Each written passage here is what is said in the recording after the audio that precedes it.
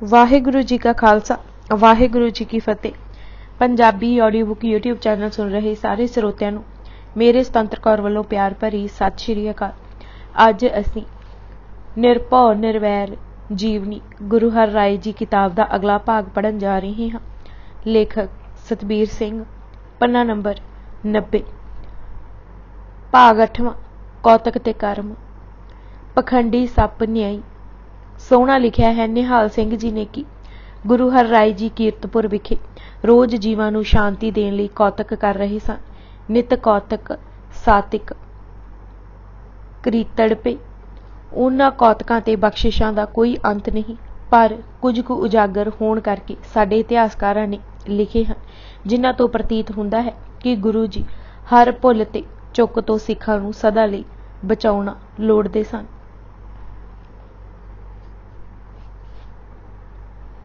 ਇੱਕ ਦਿਨ ਗੁਰੂ ਹਰ ਰਾਏ ਜੀ ਸੈਰ ਨੂੰ ਜਾ ਰਹੇ ਸਨ ਕਿ ਡਿੱਠਾ ਨੇ ਕਿ ਸੱਪ ਨੂੰ ਕੀੜੇ ਮਕੌੜੇ ਚੰਬੜੇ ਹੋਏ ਹਨ ਅਤੇ ਕੀੜੇ ਵੱਢ ਖਾ ਰਹੇ ਹਨ। ਸੱਪ ਤੜਪ ਰਿਹਾ ਹੈ ਅਤੇ ਖਲੜੀ ਤੋਂ ਥਾਂ ਥਾਂ ਖੂਨ ਸਿਮ ਰਿਹਾ ਹੈ। ਗੁਰੂ ਹਰ ਰਾਏ ਜੀ ਨੇ ਅਰਧ ਚੰਨ ਨੁਮਾ ਤੀਰ ਸੱਪ ਨੂੰ ਮਾਰਿਆ ਅਤੇ ਸੱਪ ਨੇ 2-4 ਪਲਸੇਟੇ ਮਾਰ ਦਮ ਤੋੜ ਦਿੱਤਾ। ਸੁਭਾਵਿਕ ਹੀ ਸਿੱਖਾਂ ਨੇ ਪੁੱਛਿਆ ਕਿ ਤੁਸੀਂ ਇਹ ਕੌਤਕ ਕਿਉਂ ਕੀਤਾ। ਮਹਾਰਾਜ ਨੇ ਕਿਹਾ, ਇਹ ਇੱਕ ਪਖੰਡੀ ਪੰਡਿਤ ਸੀ, ਜਗ ਗੁਰੂ ਕਹਾਵੇ, ਦੰਭ ਦਿਖਾਉਂਦਾ ਸੀ, ਅਹੰਕਾਰ ਨਾਲ ਆਫਰਿਆ ਫਿਰਦਾ ਰਹਿੰਦਾ ਸੀ, ਨਿਮਰਤਾ ਨੇੜੇ ਨਹੀਂ ਸੀ, ਆਪਣੇ ਆਪ ਨੂੰ ਸਭ ਤੋਂ ਵੱਡਾ ਸਮਝਦਾ ਸੀ, ਲੋਕਾਂ ਨੂੰ ਭਗਤ ਜੋਗ ਵਿਰਾਗ ਦੀਆਂ ਕਹਾਣੀਆਂ ਤਾਂ ਸੁਣਾਉਂਦਾ ਸੀ, ਪਰ ਹਿਰਦਾ ਖਾਲੀ ਸੀ, ਧਿਆਨ ਸਿਰਫ ਮਾਇਆ ਠੱਗਣ ਵੱਲ ਸੀ। ਠੱਗ ਠੱਗ ਜਗ ਧਨ ਬਹੁਤ ਬਟੋਰਾ। ਚਿਊਟੀਆਂ ਸੇਵਕ ਸਨ ਜੋ ਹੁਣ ਵੱਡੂ ਕਰਕੇ ਲੇਖਾ ਮੰਗ ਰਹੀਆਂ ਸਨ।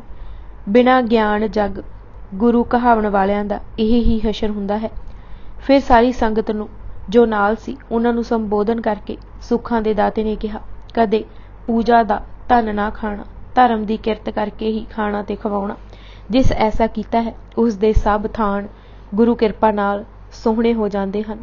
ਗੁਰੂ ਪਿਤਾ ਦੇ ਬਚਨ ਸਨ, ਪੂਜਾ ਅੰਸ ਨਾ ਇਹ ਕਬ ਖਾਹੀ, ਹੋਏ ਦੁਖਦ ਕੋ ਬਨਹਿ ਸਹਾਏ ਨਾ, ਬਹੁਤ ਬਿਸੂ ਰਹਿ ਜਮ ਬਸ ਪਾਈ, ਧਰਮ ਕਿਰਤ ਕਰ ਸੰਤਨ ਸੇਵਹਿ, ਤਿਸ ਕੋ ਮੈਂ ਸਭ ਥਾਨ ਸੁਹਾਈ। ਇਹ ਸਭ ਉਹਨਾਂ ਉਪਦੇਸ਼ ਦਾਤਿਆਂ ਲਈ ਹੈ ਜੋ ਗੱਲਾਂ ਤਾਂ ਆਸਮਾਨਾਂ ਦੀਆਂ ਕਰਦੇ ਹਨ, ਪਰ ਬਿਨਾਂ ਸੇਵਾ, ਬਿਨਾਂ ਭਾਉ ਭਗਤੀ, ਬਿਨਾਂ ਨਾਮ ਅਭਿਆਸ, ਬਿਨਾਂ ਰਹਿਣੀ, ਬਿਨਾਂ ਅੰਦਰਲੇ ਤਿਆਗ ਦੇ, ਬਿਨਾਂ ਪ੍ਰੇਮਾ ਭਗਤੀ ਦੇ ਆਗੂ ਤੇ ਵੱਡੇ ਹੋ ਬੈਠਦੇ ਹਨ। ਸਿੱਖਾਂ ਦੇ ਘਰ ਵਿੱਚ ਨਿਮਰਤਾ ਹੀ ਪ੍ਰਵਾਨ ਹੈ। ਤੁਸੀਂ ਹੀ ਤਾਂ ਰਾਜ ਕਮਾਉਣਾ ਹੈ। ਬਖਸ਼ਿਸ਼ਾਂ ਦੇ ਦਾਤੇ ਸਿੱਖਾਂ ਤੇ ਬਖਸ਼ਿਸ਼ਾਂ ਦੀ ਝੜੀ ਲਗਾ ਰਹੇ ਸਨ। ਹਰ ਕੌਤਕ ਕੌਮ ਲਈ ਲੀਹ ਦਾ ਕੰਮ ਦੇ ਰਿਹਾ ਸੀ। ਗੁਰੂ ਹਰ ਰਾਏ ਜੀ ਆਪੂ ਇੱਕ ਵਾਰੀ ਘੋੜ ਸਵਾਰੀ ਦੇ ਕਰਤੱਵ ਦਿਖਾ ਰਹੇ ਸਨ ਕਿ ਇਤਨੀ ਫੁਰਤੀ ਨਾਲ ਉਹਨਾਂ ਘੋੜੇ ਨੂੰ ਦੜਾਇਆ ਕਿ ਇੱਕ ਲੜਕਾ ਤਰਬਕ ਕੇ ਪਿਛਾਂਹ ਹਟਿਆ ਤੇ ਡਿੱਗ ਪਿਆ। ਮਹਾਰਾਜ ਨੇ ਉਸੇ ਸਮੇਂ ਘੋੜੇ ਦੀ ਲਗਾਮ ਖਿੱਚੀ ਤੇ ਰੁਕ ਕੇ ਘੋੜੇ ਤੋਂ ਉਤਰੇ। ਸਹਿਮੇ ਹੋਏ ਬੱਚੇ ਨੂੰ ਸੰਭਾਲਿਆ, ਝਾੜਿਆ ਤੇ ਪੂੰਝਿਆ ਅਤੇ ਚੁੱਕ ਕੇ ਪਿਆਰ ਕੀਤਾ ਤੇ ਕਿਹਾ, ਤੁਸੀਂ ਹੀ ਤਾਂ ਰਾਜ ਕਮਾਉਣਾ ਹੈ। ਤੁਹਾਡੇ ਘੋੜਿਆਂ ਦੀਆਂ ਟਾਪਾਂ ਸੁਣ ਕੇ ਦੁਸ਼ਮਣਾਂ ਦੇ ਦਿਲ ਦਹਿਲਣੇ ਹਨ। ਕਦੇ ਨਾ ਡਰਨਾ ਭਾਵੇਂ ਸਾਹਮਣੇ ਗੋਲੀ ਬਾਰੂਦ ਚੱਲਦਾ ਹੋਵੇ। ਬੜਾ ਸਾਹਸ ਭਰਿਆ ਗੁਰੂ ਜੀ ਨੇ ਸਿੱਖਾਂ ਵਿੱਚ। ਇਸੇ ਦਾ ਸਦਕਾ ਸੀ ਸਿੱਖ ਯੋਧੇ ਬਣੇ, ਰਾਣੇ ਬਣੇ ਅਤੇ ਐਸੇ ਸਿਰੜੀ ਕਿ ਕੱਟ ਗਏ ਸਨ ਪਰ ਈਨ ਨਾ ਮੰਨੀ। ਰਤਾ ਕੁ ਹੁਣ ਉਹ ਪਹਿਰਾ ਪੜੋ ਜੋ ਕਾਜੀ ਨੂਰ ਮੁਹੰਮਦ ਨੇ ਸਿੱਖਾਂ ਦੀ ਜੁਰਤ ਅਤੇ ਜੰਗੀ ਕਰਤਬਾਂ ਬਾਰੇ ਲਿਖਿਆ। ਇਹ ਸਭ ਬਰਕਤਾਂ 7ਵੇਂ ਪਾਤਸ਼ਾਹ ਦੀਆਂ ਸਨ। ਨੂਰ ਮੁਹੰਮਦ ਨੇ ਲਿਖਿਆ, ਜੇ ਤੈਨੂੰ ਲੜਾਈ ਦਾ ਕਸਬ ਸਿੱਖਣੇ ਦਾ ਚਾਹ ਹੈ ਤਾਂ ਰਣ ਭੂਮੀ ਵਿੱਚ ਇਹਨਾਂ ਦੇ ਸਾਹਮਣੇ ਹੋ। ਉਹ ਤੈਨੂੰ ਜੰਗ ਦੇ ਅਜਿਹੇ ਢੰਗ ਸਿਖਾਲਣਗੇ ਕਿ ਸਾਰੇ ਪਏ ਵਾਹ ਵਾਹ ਕਰਨ। ਹੇ ਤਲਵਾਰੀਏ, ਜੇ ਤੈਨੂੰ ਜੰਗੀ ਹੁਨਰ ਸਿੱਖਣ ਦਾ ਚਿੱਤ ਹੈ ਤਾਂ ਇਹਨਾਂ ਪਾਸੋਂ ਸਿੱਖ ਕਿ ਕਿਸ ਤਰ੍ਹਾਂ ਦੁਸ਼ਮਣਾਂ ਨੂੰ ਭਾਂਜ ਦੇ ਕੇ ਸਾਫ਼ ਬਚ ਜਾਈਦਾ ਹੈ। ਲੜਾਈ ਦੇ ਸਮੇਂ ਇਹ ਸੱਚਮੁੱਚ ਸ਼ੇਰ ਹਨ ਅਤੇ ਸ਼ਖਾਵਤ ਸਮੇਂ ਇਹ ਹਾਤਮ ਨੂੰ ਵੀ ਮਾਤ ਦੇ ਜਾਂਦੇ ਹਨ। ਇਹਨਾਂ ਸਾਹਮਣੇ ਕੋਈ ਅੜ ਨਹੀਂ ਸਕਦਾ, ਭਾਵੇਂ ਉਹ ਕਿਤਨਾ ਵੀ ਵੱਡਾ ਜਰਵਾਣਾ ਕਿਉਂ ਨਾ ਹੋਵੇ। ਜਦ ਸਿੱਖ ਨੇਜੇ ਪਕੜਦੇ ਹਨ ਤਾਂ ਵੈਰੀ ਦੀ ਸੇਨਾ ਵਿੱਚ ਭਾਜਣਾ ਪਾ ਦਿੰਦੇ ਹਨ। ਜਦ ਉਹ ਨੇਜੇ ਦੀ ਅਣੀ ਉਤਾਂਹ ਚੁੱਕਦੇ ਹਨ ਤਾਂ ਅੱਗੇ ਭਾਵੇਂ ਕੋਹ ਕਾਫ ਹੋਵੇ ਉਸ ਨੂੰ ਵੀ ਪਾਸ਼ ਕਰ ਦਿੰਦੇ ਹਨ। ਜਦ ਉਹ ਕਮਾਨ ਤੇ ਚਿਲਾ ਚੜਾਉਂਦੇ ਹਨ ਤਾਂ ਉਸ ਵਿੱਚ ਵੈਰੀ ਦੀ ਜਾਨ ਲੈਣ ਵਾਲਾ ਤੀਰ ਰੱਖਦੇ ਅਤੇ ਫਿਰ ਚਿਲੇ ਨੂੰ ਖਿੱਚ ਕੇ ਕੰਨ ਤੀਕ ਤੀਰ ਲੈ ਜਾਂਦੇ ਹਨ ਤਾਂ ਵੈਰੀ ਦਾ ਸਰੀਰ ਥਰ ਥਰ ਕੰਬਣ ਲੱਗ ਜਾਂਦਾ ਹੈ। ਜਦ ਤੀਰ ਛੁੱਟਦਾ ਹੈ ਤਾਂ ਵੈਰੀ ਲਈ ਕਫਨ ਬਣ ਜਾਂਦਾ ਹੈ। ਭਾਉ ਭਗਤ ਦਾ ਭੁੱਖਾ ਜੋ ਗੋਬਿੰਦ ਪਿਆਰ ਦਾ ਭੁੱਖਾ ਹੈ, ਤਾਂ ਗੋਬਿੰਦ ਰੂਪ ਗੁਰੂ ਪਿਆਰ ਲਈ ਪੈਂਡੇ ਮਾਰ ਨੇਮ ਤੋੜ ਵੀ ਪਿਆਰ ਦੀ ਪਿਆਸ ਬੁਝਾਉਂਦਾ ਹੈ। ਕਿੱਥੇ ਕਸ਼ਮੀਰ ਅਤੇ ਕਿੱਥੇ ਕੀਰਤਪੁਰ ਗੁਰੂ ਹਰਗੋਬਿੰਦ ਮਾਈ ਭਾਗ ਭਰੀ ਦੀ ਇੱਛਾ ਪੂਰਨ ਲਈ ਗਏ। ਭਾਈ ਸਾਧੂ ਤੇ ਰੂਪਾ ਜਿਨ੍ਹਾਂ ਪਿਆਰ ਦੀ ਖੇਡ ਖੇਡਦੇ ਜਾਨ ਤੱਕ ਦੀ ਬਾਜੀ ਲਗਾ ਦਿੱਤੀ। ਗੁਰੂ ਹਰਗੋਬਿੰਦ ਜੀ 2 ਘੁੱਟ ਪਾਣੀ ਪੀਣ ਲਈ ਕੋਹਾਂ ਦਾ ਪੈਂਡਾ ਮਾਰ ਕੇ ਗਏ। ਇੱਕ ਮਾਈ ਜਿਸ ਦਾ ਨਾਂ ਸਾਡੇ ਇਤਿਹਾਸ ਨੇ ਮਾਈ ਤਾਬੋ ਲਿਖਿਆ ਹੈ, ਚਿਰਾਂ ਤੋਂ ਸਿੱਕਾਂ ਪਈ ਸਿੱਖਦੀ ਸੀ ਕਿ ਗੁਰੂ ਹਰ ਰਾਏ ਜੀ ਉਸਦੀ ਝੁੱਗੀ ਪੁੱਜ ਆਵਾਜ਼ ਮਾਰ ਉਸਦੇ ਹੱਥੀਂ ਬਣਿਆ ਪ੍ਰਸ਼ਾਦਾ ਛਕਣ। 1 ਟਕਾ ਉਸ ਕਿਰਤ ਕਰ ਕਮਾਇਆ ਅਤੇ ਘਿਓ ਖੰਡ ਵਿੱਚ ਗੁਣ ਪ੍ਰਸ਼ਾਦੇ ਪਕਾਏ। ਮਹਿਮਾ ਪ੍ਰਕਾਸ਼ ਦੇ ਸ਼ਬਦਾਂ ਵਿੱਚ 1 ਟਕਾ ਤਿਸ ਮਿਹਨਤ ਪਾਈ, ਲੀਏ ਸਮਗਰੀ ਗ੍ਰਹਿ ਮੋਮਾਈ। ਮਿੱਠੇ ਪ੍ਰਸ਼ਾਦੇ ਬਣਾਏ, ਗੁਰੂ ਉਡੀਕਾਂ ਵਿੱਚ ਬੈਠੀ ਜਾਣਨਹਾਰ ਗੁਰੂ ਸ਼ਿਕਾਰ ਬਹਾਨੇ ਦੂਰ ਤੱਕ ਨਿਕਲ ਗਏ। ਲੱਗਦਾ ਇੰਜ ਸੀ ਕਿ ਕਿਸੇ ਸ਼ਿਕਾਰ ਦਾ ਪਿੱਛਾ ਕਰਕੇ ਘੋੜੇ ਨੂੰ ਦੌੜਾਈ ਜਾ ਰਹੇ ਹਨ, ਪਰ ਅੱਜ ਤਾਂ ਉਹ ਆਪ ਹੀ ਪ੍ਰੇਮ ਬਾਣਾਂ ਦੇ ਵਿੰਨੇ ਹੋਏ ਪ੍ਰੇਮੀ ਮਾਈ ਵੱਲ ਜਾ ਰਹੇ ਸਨ। ਘੋੜੇ ਤੇ ਹੀ ਚੜੇ, ਝੁੱਗੀ ਪਾਸ ਜਾਂ ਆਵਾਜ਼ ਮਾਰੀ, ਮਾਂ ਪ੍ਰਸ਼ਾਦ ਛਕਾ, ਭੁੱਖ ਲੱਗੀ ਹੈ। ਚੜੇ ਘੋੜੇ ਹੀ ਪ੍ਰਸ਼ਾਦ ਛਕਿਆ। ਮਾਈ ਤਾਬੋ ਨੇ ਚਰਨ ਪਰਸੇ, ਨਿਹਾਲ ਹੋਏ ਤ੍ਰੈਕਾਲ ਦੀ ਸੋਝੀ ਪਾਈ। ਸਾਥੀ ਸਵਾਰਾਂ ਨੇ ਜਾਤਾ ਕਿ ਗੁਰੂ ਜੀ ਨੂੰ ਭੁੱਖ ਨੇ ਸਤਾਇਆ ਹੈ ਅਤੇ ਝੁੱਗੀ ਨੇੜੇ ਜਾਣ ਪ੍ਰਸ਼ਾਦ ਮੰਗਿਆ ਹੈ। ਸੋ ਅਗਲੇ ਦਿਨ ਗੁਰੂ ਜੀ ਸ਼ਿਕਾਰ ਤੇ ਚੜੇ ਤਾਂ ਉਹਨਾਂ ਪ੍ਰਸ਼ਾਦ ਨਾਲ ਹੀ ਰੱਖ ਲਿਆ ਅਤੇ ਸਮਾਂ ਦੇਖ ਕੇ ਪ੍ਰਸ਼ਾਦ ਪਾਉਣ ਲਈ ਬੇਨਤੀ ਕੀਤੀ। ਗੁਰੂ ਮਹਾਰਾਜ ਨੇ ਕਿਹਾ, ਤੁਸੀਂ ਬੇਮਰਿਆਦਾ ਪ੍ਰਸ਼ਾਦ ਕਿਉਂ ਲਿਆਏ ਹੋ? ਤੁਸੀਂ ਤਾਂ ਜਾਣਦੇ ਹੀ ਹੋ ਕਿ ਪ੍ਰਸ਼ਾਦ ਸਦਾ ਲੰਗਰ ਵਿੱਚ ਹੀ ਬੈਠ ਛਕਦਾ ਹਾਂ। ਸਿੱਖਾਂ ਹੱਥ ਜੋੜ ਕੇ ਕਿਹਾ, ਕੱਲ ਤਾਂ ਆਪ ਜੀ ਨੇ ਬਿਨ ਹੱਥ ਧੋਏ ਘੋੜੇ ਚੜੇ ਵੀ ਖਾ ਲਿਆ ਸੀ ਤੇ ਅੱਜ ਸਾਡਾ ਆਂਦਾ ਸਵੀਕਾਰ ਨਹੀਂ ਕਰਦੇ। ਮਹਾਰਾਜ ਨੇ ਸਮਝਾਉਂਦੇ ਕਿਹਾ ਕਿ ਮਾਈ ਕਿਰਤ ਕਰਕੇ ਪ੍ਰੇਮ ਵਿੱਚ ਬੈਠੀ ਸੀ, ਮੈਂ ਪ੍ਰੇਮ ਦਾ ਖਿੱਚਿਆ ਗਿਆ ਸਾਂ। ਇਹ ਰੀਤ ਗੁਰੂ ਨਾਨਕ ਜੀ ਨੇ ਚਲਾਈ ਹੈ। ਪ੍ਰੇਮ ਭੋਜਨ ਦਾ ਸਵਾਦ ਹੀ ਹੋਰ ਹੈ। ਪ੍ਰੇਮ ਸਵਾਦ ਤੇ ਪ੍ਰੀਤਮ ਤ੍ਰਿਪਤ। ਪ੍ਰੇਮ ਪ੍ਰੀਤ ਮੋਕੋ ਅਤ ਪਿਆਰੀ, ਪ੍ਰੀਤ ਰੀਤ ਕੀ ਕਿਰਿਆ ਨਿਆਰੀ। ਜਿਸ ਪ੍ਰੇਮ ਹੋਏ ਸੋ ਮਹਿਮਾ ਜਾਣੇ, ਪ੍ਰੇਮ ਸਵਾਦ ਪ੍ਰੀਤਮ ਮਨ ਮਾਨੇ। ਬਾਧੇ ਭਗਤ ਨ ਛੂਟੇ ਮੋਹੇ। ਭਗਤ ਨਾਮਦੇਵ ਜੀ ਨੇ ਸਰੰਗ ਰਾਗ ਦੇ ਇਸ ਸ਼ਬਦ ਵਿੱਚ ਅਟਲ ਸੱਚਾਈ ਲਿਖੀ ਹੈ ਕਿ ਪ੍ਰਭੂ ਦਾ ਕਹਿਣਾ ਹੈ ਕਿ ਜੋ ਨਿਰਾ ਰੱਬ ਦਾ ਹੈ, ਰੱਬ ਵੀ ਉਸੇ ਦਾ ਰੂਪ ਹੈ। ਦਾਸ ਅਨਿਨ ਮੇਰੋ ਨਿਜ ਰੂਪ। ਰੱਬ ਦਾ ਇਹ ਵੀ ਫਰਮਾਨ ਹੈ ਕਿ ਮੇਰੀ ਬੱਧੀ ਭਗਤ ਛੁਡਾ ਸਕਦਾ ਹੈ, ਪਰ ਜੇ ਭਗਤ ਮੈਨੂੰ ਬੰਨ੍ਹ ਲਵੇ ਤਾਂ ਮੇਰੇ ਕੋਲੋਂ ਛੁੱਟਦੀ ਨਹੀਂ। ਜੇ ਕਿਸੇ ਮੌਕੇ ਤੇ ਮੈਨੂੰ ਮੇਰਾ ਭਗਤ ਪ੍ਰੇਮ ਗੰਢਾ ਮਾਰ ਬੰਨ੍ਹ ਲਵੇ ਤਾਂ ਮੇਰੇ ਕੋਲੋਂ ਕੁਝ ਨਹੀਂ ਹੋ ਸਕਦਾ। ਮੈਂ ਨਿਰੁੱਤਰ ਹੋ ਜਾਂਦਾ ਹਾਂ, ਕੋਈ ਜਵਾਬ ਨਹੀਂ ਦੇ ਸਕਦਾ। ਮੇਰੀ ਬਾਂਦੀ ਭਗਤ ਛਡਾਵੇ, ਬਾਂਦੇ ਭਗਤ ਨਾ ਛੂਟੇ ਮੋਹੇ। ਏਕ ਸਮੇਂ ਮੋ ਕੋ ਗਹਿ ਬਾਧੇ, ਤਿਉ ਫੁਨ ਮੈਂ ਪੈ ਜਵਾਬ ਨਾ ਹੋਏ। ਗੁਰੂ ਦਾ ਇਹ ਵੀ ਕਥਨ ਹੈ ਕਿ ਮੇਰੀ ਜ਼ਿੰਦਗੀ ਮੇਰੇ ਭਗਤ ਹਨ। ਮੈਂ ਤਾਂ ਗੁਣਾਂ ਦਾ ਖਿੱਚਿਆ ਹੋਇਆ ਹਾਂ। ਜਿਸ ਨੇ ਇਹ ਗੱਲ ਜਾਣ ਲਈ ਉਸ ਦੇ ਹਿਰਦੇ ਪ੍ਰੇਮ ਦਾ ਚਾਨਣ ਹੋ ਜਾਂਦਾ ਹੈ। ਇਸ ਸ਼ਬਦ ਦਾ ਪ੍ਰਤੱਖ ਪ੍ਰਮਾਣ ਉਲਥਾ ਭਾਈ ਗੋਂਦਾ ਜੀ ਦੀ ਸਾਖੀ ਹੈ। ਭਾਈ ਗੋਂਦਾ ਜੀ ਕੀਰਤਪੁਰ ਤੋਂ ਪ੍ਰੀਤ ਰੀਤ ਸਿੱਖ ਹੁਕਮ ਪਾ ਕਾਬਲ ਗਏ। ਸਿੱਖੀ ਦੀ ਧੁਜਾ ਝੁਲਾਈ, ਲੰਗਰ ਲਗਾ ਦਿੱਤਾ। ਜੋ ਕਾਰਪੇਟ ਆਵੇ ਲੋੜਵੰਦਾਂ ਵਿੱਚ ਵੰਡ ਦਿੰਦੇ। ਧਰਮਸ਼ਾਲ ਵੀ ਬੱਧੀ। ਇੱਕ ਦਿਨ ਅੰਮ੍ਰਿਤ ਵੇਲੇ ਜਪਜੀ ਪੜ੍ਹਦੇ ਪੜ੍ਹਦੇ ਧਿਆਨ ਗੁਰਾਂ ਦੇ ਚਰਨਾਂ ਵਿੱਚ ਜੁੜ ਗਿਆ। ਟਿਕੀ ਹੋਈ ਬਿਰਤੀ ਵਿੱਚ ਆਨੰਦ ਆਇਆ, ਆਨੰਦ ਰੂਪ ਹੀ ਹੋ ਗਏ। ਇੱਧਰ ਕੀਰਤਪੁਰ ਵਿੱਚ ਗੁਰੂ ਹਰ ਰਾਏ ਜੀ ਵੀ ਨਿਸ਼ਚਲ ਹੋ ਸੰਗਤ ਵਿੱਚ ਬੈਠੇ ਰਹੇ। ਉਹ ਇਸ ਕਾਰਨ ਨਾ ਉੱਠਣ ਕਿ ਕਾਬਲ ਵਿੱਚ ਬੈਠੇ ਗੋਂਦੇ ਦਾ ਕਿਧਰੇ ਤਰਾਹ ਹੀ ਨਾ ਨਿਕਲ ਜਾਏ, ਸਿੱਖ ਦੇ ਆਨੰਦ ਵਿੱਚ ਵਿਘਨ ਨਾ ਪਵੇ। ਲੰਗਰ ਦਾ ਸਮਾਂ ਹੋਏ ਆਇਆ। ਲਾਂਗਰੀ ਨੇ ਬੇਨਤੀ ਕੀਤੀ, ਪਰ ਆਪ ਜੀ ਨੇ ਗੱਲ ਨਾ ਗੌਲੀ। 2 ਪਹਿਰ ਇਸੇ ਰੰਗ ਵਿੱਚ ਗੁਜ਼ਰ ਗਏ। ਦੁਪਹਿਰ ਢਲਣ ਉਪਰੰਤ ਆਪ ਜੀ ਉੱਠੇ ਅਤੇ ਸੰਗਤਾਂ ਨੇ ਪ੍ਰਸ਼ਾਦ ਪਾਇਆ। ਸਿੱਖਾਂ ਪੁੱਛਿਆ, ਅੱਜ ਇਸ ਤਰ੍ਹਾਂ ਬੈਠੇ ਰਹਿਣ ਦਾ ਕੀ ਕਾਰਨ ਸੀ? ਆਪ ਜੀ ਨੇ ਸਿਰਫ ਇਤਨਾ ਕਿਹਾ, ਕਾਬਲ ਵਿੱਚ ਗੋਂਦਾ ਛੱਡੇ ਤਾਂ ਉੱਠੀਏ। ਜਦ ਕੁਝ ਸਮੇਂ ਬਾਅਦ ਭਾਈ ਗੋਂਦਾ ਜੀ ਕੀਰਤਪੁਰ ਆਏ ਤਾਂ ਰਮਜ ਖੁੱਲੀ ਕਿ ਭਾਈ ਜੀ ਜਪਜੀ ਪੜ੍ਹਦਿਆਂ ਧਿਆਨ ਮਗਨ ਹੋ ਗਏ ਸਨ ਅਤੇ ਪ੍ਰੇਮ ਦੇ ਵਿੰਨੇ ਗੁਰੂ ਉਸ ਦੀ ਆਸ ਪੁਜਾ ਰਹੇ ਸਨ। ਸੱਚਮੁੱਚ ਹੀ ਗੁਰੂ ਦਾ ਜੀਵਨ ਉਸ ਦੇ ਸਿੱਖ ਹੀ ਸਨ। ਗਿਆਨੀ ਗਿਆਨ ਸਿੰਘ ਜੀ ਨੇ ਇਸ ਲਈ ਕਿਹਾ ਸੀ ਕਿ ਮੱਖਣ ਨਾਲੋਂ ਵੀ ਕੋਮਲ ਹਨ। ਗੁਰੂ ਹਰ ਰਾਏ ਜੀ ਕੋਮਲ ਅੱਤ ਨਵਨੀਤ ਤੇ ਜਿਨ੍ਹਾਂ ਵੀ ਗੁਰੂ ਕਾ ਪਿਆਰ ਪਾਇਆ ਉਹ ਗੁਣਾਂ ਵਾਲੇ ਤਾਂ ਹੋਏ ਹੀ, ਉਹਨਾਂ ਨੂੰ ਕ੍ਰੋਧ ਦੇ ਧੱਕੇ ਵੀ ਨਹੀਂ ਲੱਗਦੇ, ਤਰਕਾਂ ਅਤੇ ਨੁਕਤਾਚੀਨੀਆਂ ਤੋਂ ਵੀ ਬਚ ਜਾਂਦੇ ਹਨ, ਭਾਵ ਸਾਗਰ ਤੋਂ ਪਾਰ ਹੋ ਜਾਂਦੇ ਹਨ। ਮਹਿਮਾ ਬਾਣੀ ਦੀ। ਇੱਕ ਵਾਰੀ ਸਿੱਖਾਂ ਪੁੱਛਿਆ, ਪਾਤਸ਼ਾਹ ਪਾਠ ਤਾਂ ਨਿਤਨੇਮ ਨਾਲ ਕਰਦੇ ਹਾਂ, ਪਰ ਕਈ ਤੁਕਾਂ ਦੇ ਅਰਥ ਦੀ ਸੋਝੀ ਨਹੀਂ ਪੈਂਦੀ, ਕੀ ਐਸੇ ਪਾਠ ਦਾ ਕੋਈ ਲਾਭ ਹੈ? ਉਸ ਸਮੇਂ ਕੋਈ ਉੱਤਰ ਨਾ ਦਿੱਤਾ, ਪਰ ਉਸੇ ਦਿਨ ਸਵਾਲ ਕਰਨ ਵਾਲਿਆਂ ਸਮੇਤ ਉਸ ਪਾਸੇ ਨਿਕਲ ਗਏ ਜਿੱਧਰ ਢੱਠਾ ਪਿੰਡ ਸੀ। ਗਲੀ ਵਿੱਚੋਂ ਇਸ ਠੀਕਰੀ ਵੱਲ ਇਸ਼ਾਰਾ ਕਰਦੇ ਸਿੱਖ ਨੂੰ ਆਗਿਆ ਦਿੱਤੀ ਕਿ ਉਸ ਵੱਲ ਵੇਖੋ। ਜਦ ਸਿੱਖਾਂ ਧਿਆਨ ਠੀਕਰੀ ਵੱਲ ਕੀਤਾ ਤਾਂ ਫਰਮਾਇਆ, ਰਵ ਤੇਜ ਚਿਕੰਤਾ ਨਿਕਸਤ ਪਈ।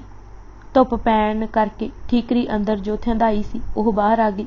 ਇਹ ਠੀਕਰੀ ਉਸ ਕੁੰਨੀ ਦੀ ਹੈ ਜਿਸ ਵਿੱਚ ਸਵਾਣੀ ਘਿਓ ਸਾਂਭ ਰੱਖਦੀ ਸੀ। ਇਸ ਠੀਕਰੀ ਦੇ ਕਣ ਕਣ ਵਿੱਚ ਘਿਓ ਸਮਾ ਗਿਆ ਹੈ। ਜਰਾ ਕੁ ਧੁੱਪ ਲੱਗੀ ਅਤੇ ਚਿਕੰਤਾ ਬਾਹਰ ਆ ਗਈ। ਹੈ ਭਾਵੇਂ ਟੁੱਟੀ ਹੋਈ, ਪਰ ਅਸਰ ਫਿਰ ਵੀ ਦਿਖਾ ਰਹੀ ਹੈ। ਜੋ ਰੋਜ਼ ਪ੍ਰੇਮ ਸ਼ਰਧਾ ਧਾਰ ਪਾਠ ਕਰਦੇ ਹਨ ਉਹਨਾਂ ਵਿੱਚ ਬਾਣੀ ਸਮਾ ਜਾਂਦੀ ਹੈ। ਸਹਿਜੇ ਸਹਿਜੇ ਉਹ ਵੀ ਬਾਣੀ ਰੂਪ ਹੋ ਜਾਂਦੇ ਹਨ।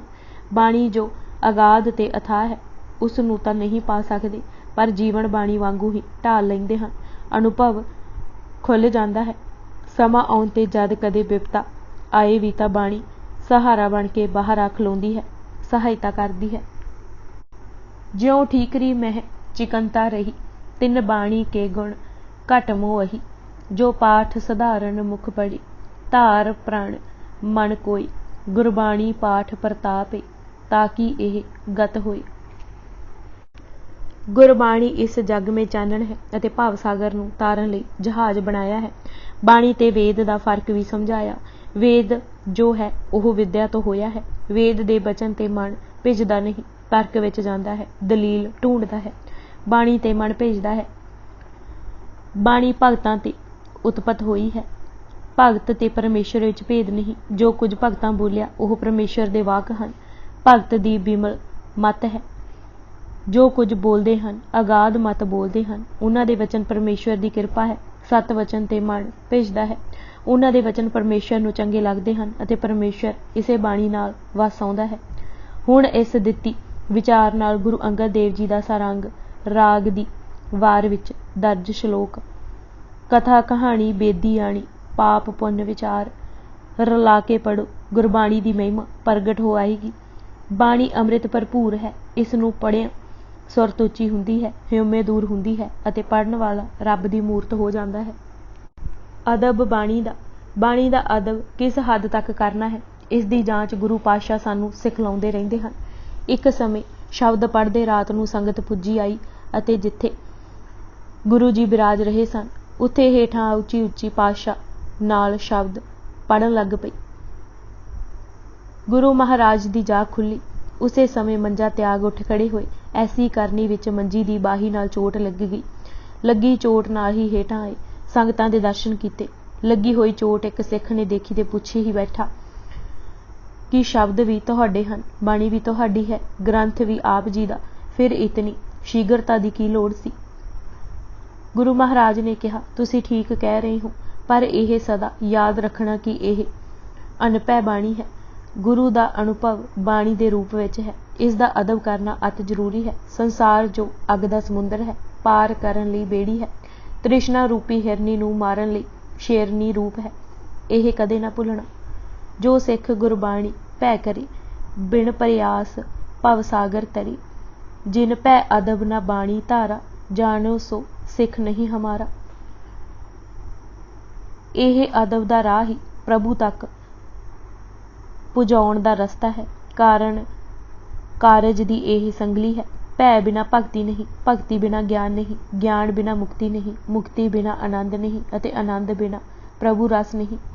ਹੁਕਮ ਕੀਤਾ, ਜੇ ਤਾਂ ਅਦਬ ਕਰੀਏ ਉਹ ਥੋੜਾ ਹੈ। ਇਹ ਨਿਜ ਸਰੂਪ ਹੈ। ਇਸ ਨੂੰ ਜਾਣਨ ਵਾਲਾ ਮੇਰੇ ਪਦ ਕੋ ਪ੍ਰਾਪਤ ਹੋਵੇਗਾ। ਰੋਗੀ ਕਾ ਪ੍ਰਭੂ ਖੰਡ ਹੈ ਰੋਗ। ਕੁਠਾਰ ਦੇ ਰਾਜਾ ਰਣਜੀਤ ਦੇਵ ਨੂੰ ਝੋਲੇ ਦਾ ਰੋਗ ਹੋ ਗਿਆ ਸੀ ਅਤੇ ਕਈ ਥਾਈਂ ਭਟਕ ਹੋ ਆਇਆ, ਪਰ ਇਲਾਜ ਨਾ ਹੋਇਆ। ਜਦ ਉਸ ਸੁਣਿਆ ਗੁਰੂ ਹਰਿ ਰਾਏ ਜੀ ਦੀ ਕਿਰਪਾ ਦ੍ਰਿਸ਼ਟੀ ਅਤੇ ਔਸ਼ਧੀ ਨਾਲ ਦਾਰਾ ਵਰਗਾ ਵੀ ਅਰੋਗ ਹੋ ਗਿਆ ਤਾਂ ਉਹ ਸ਼ਰਧਾ ਧਾਰ ਕੀਰਤਪੁਰ ਆਇਆ। ਗੁਰੂ ਮਹਾਰਾਜ ਨੇ ਦਵਾ ਦਾਰੂ ਕੀਤਾ।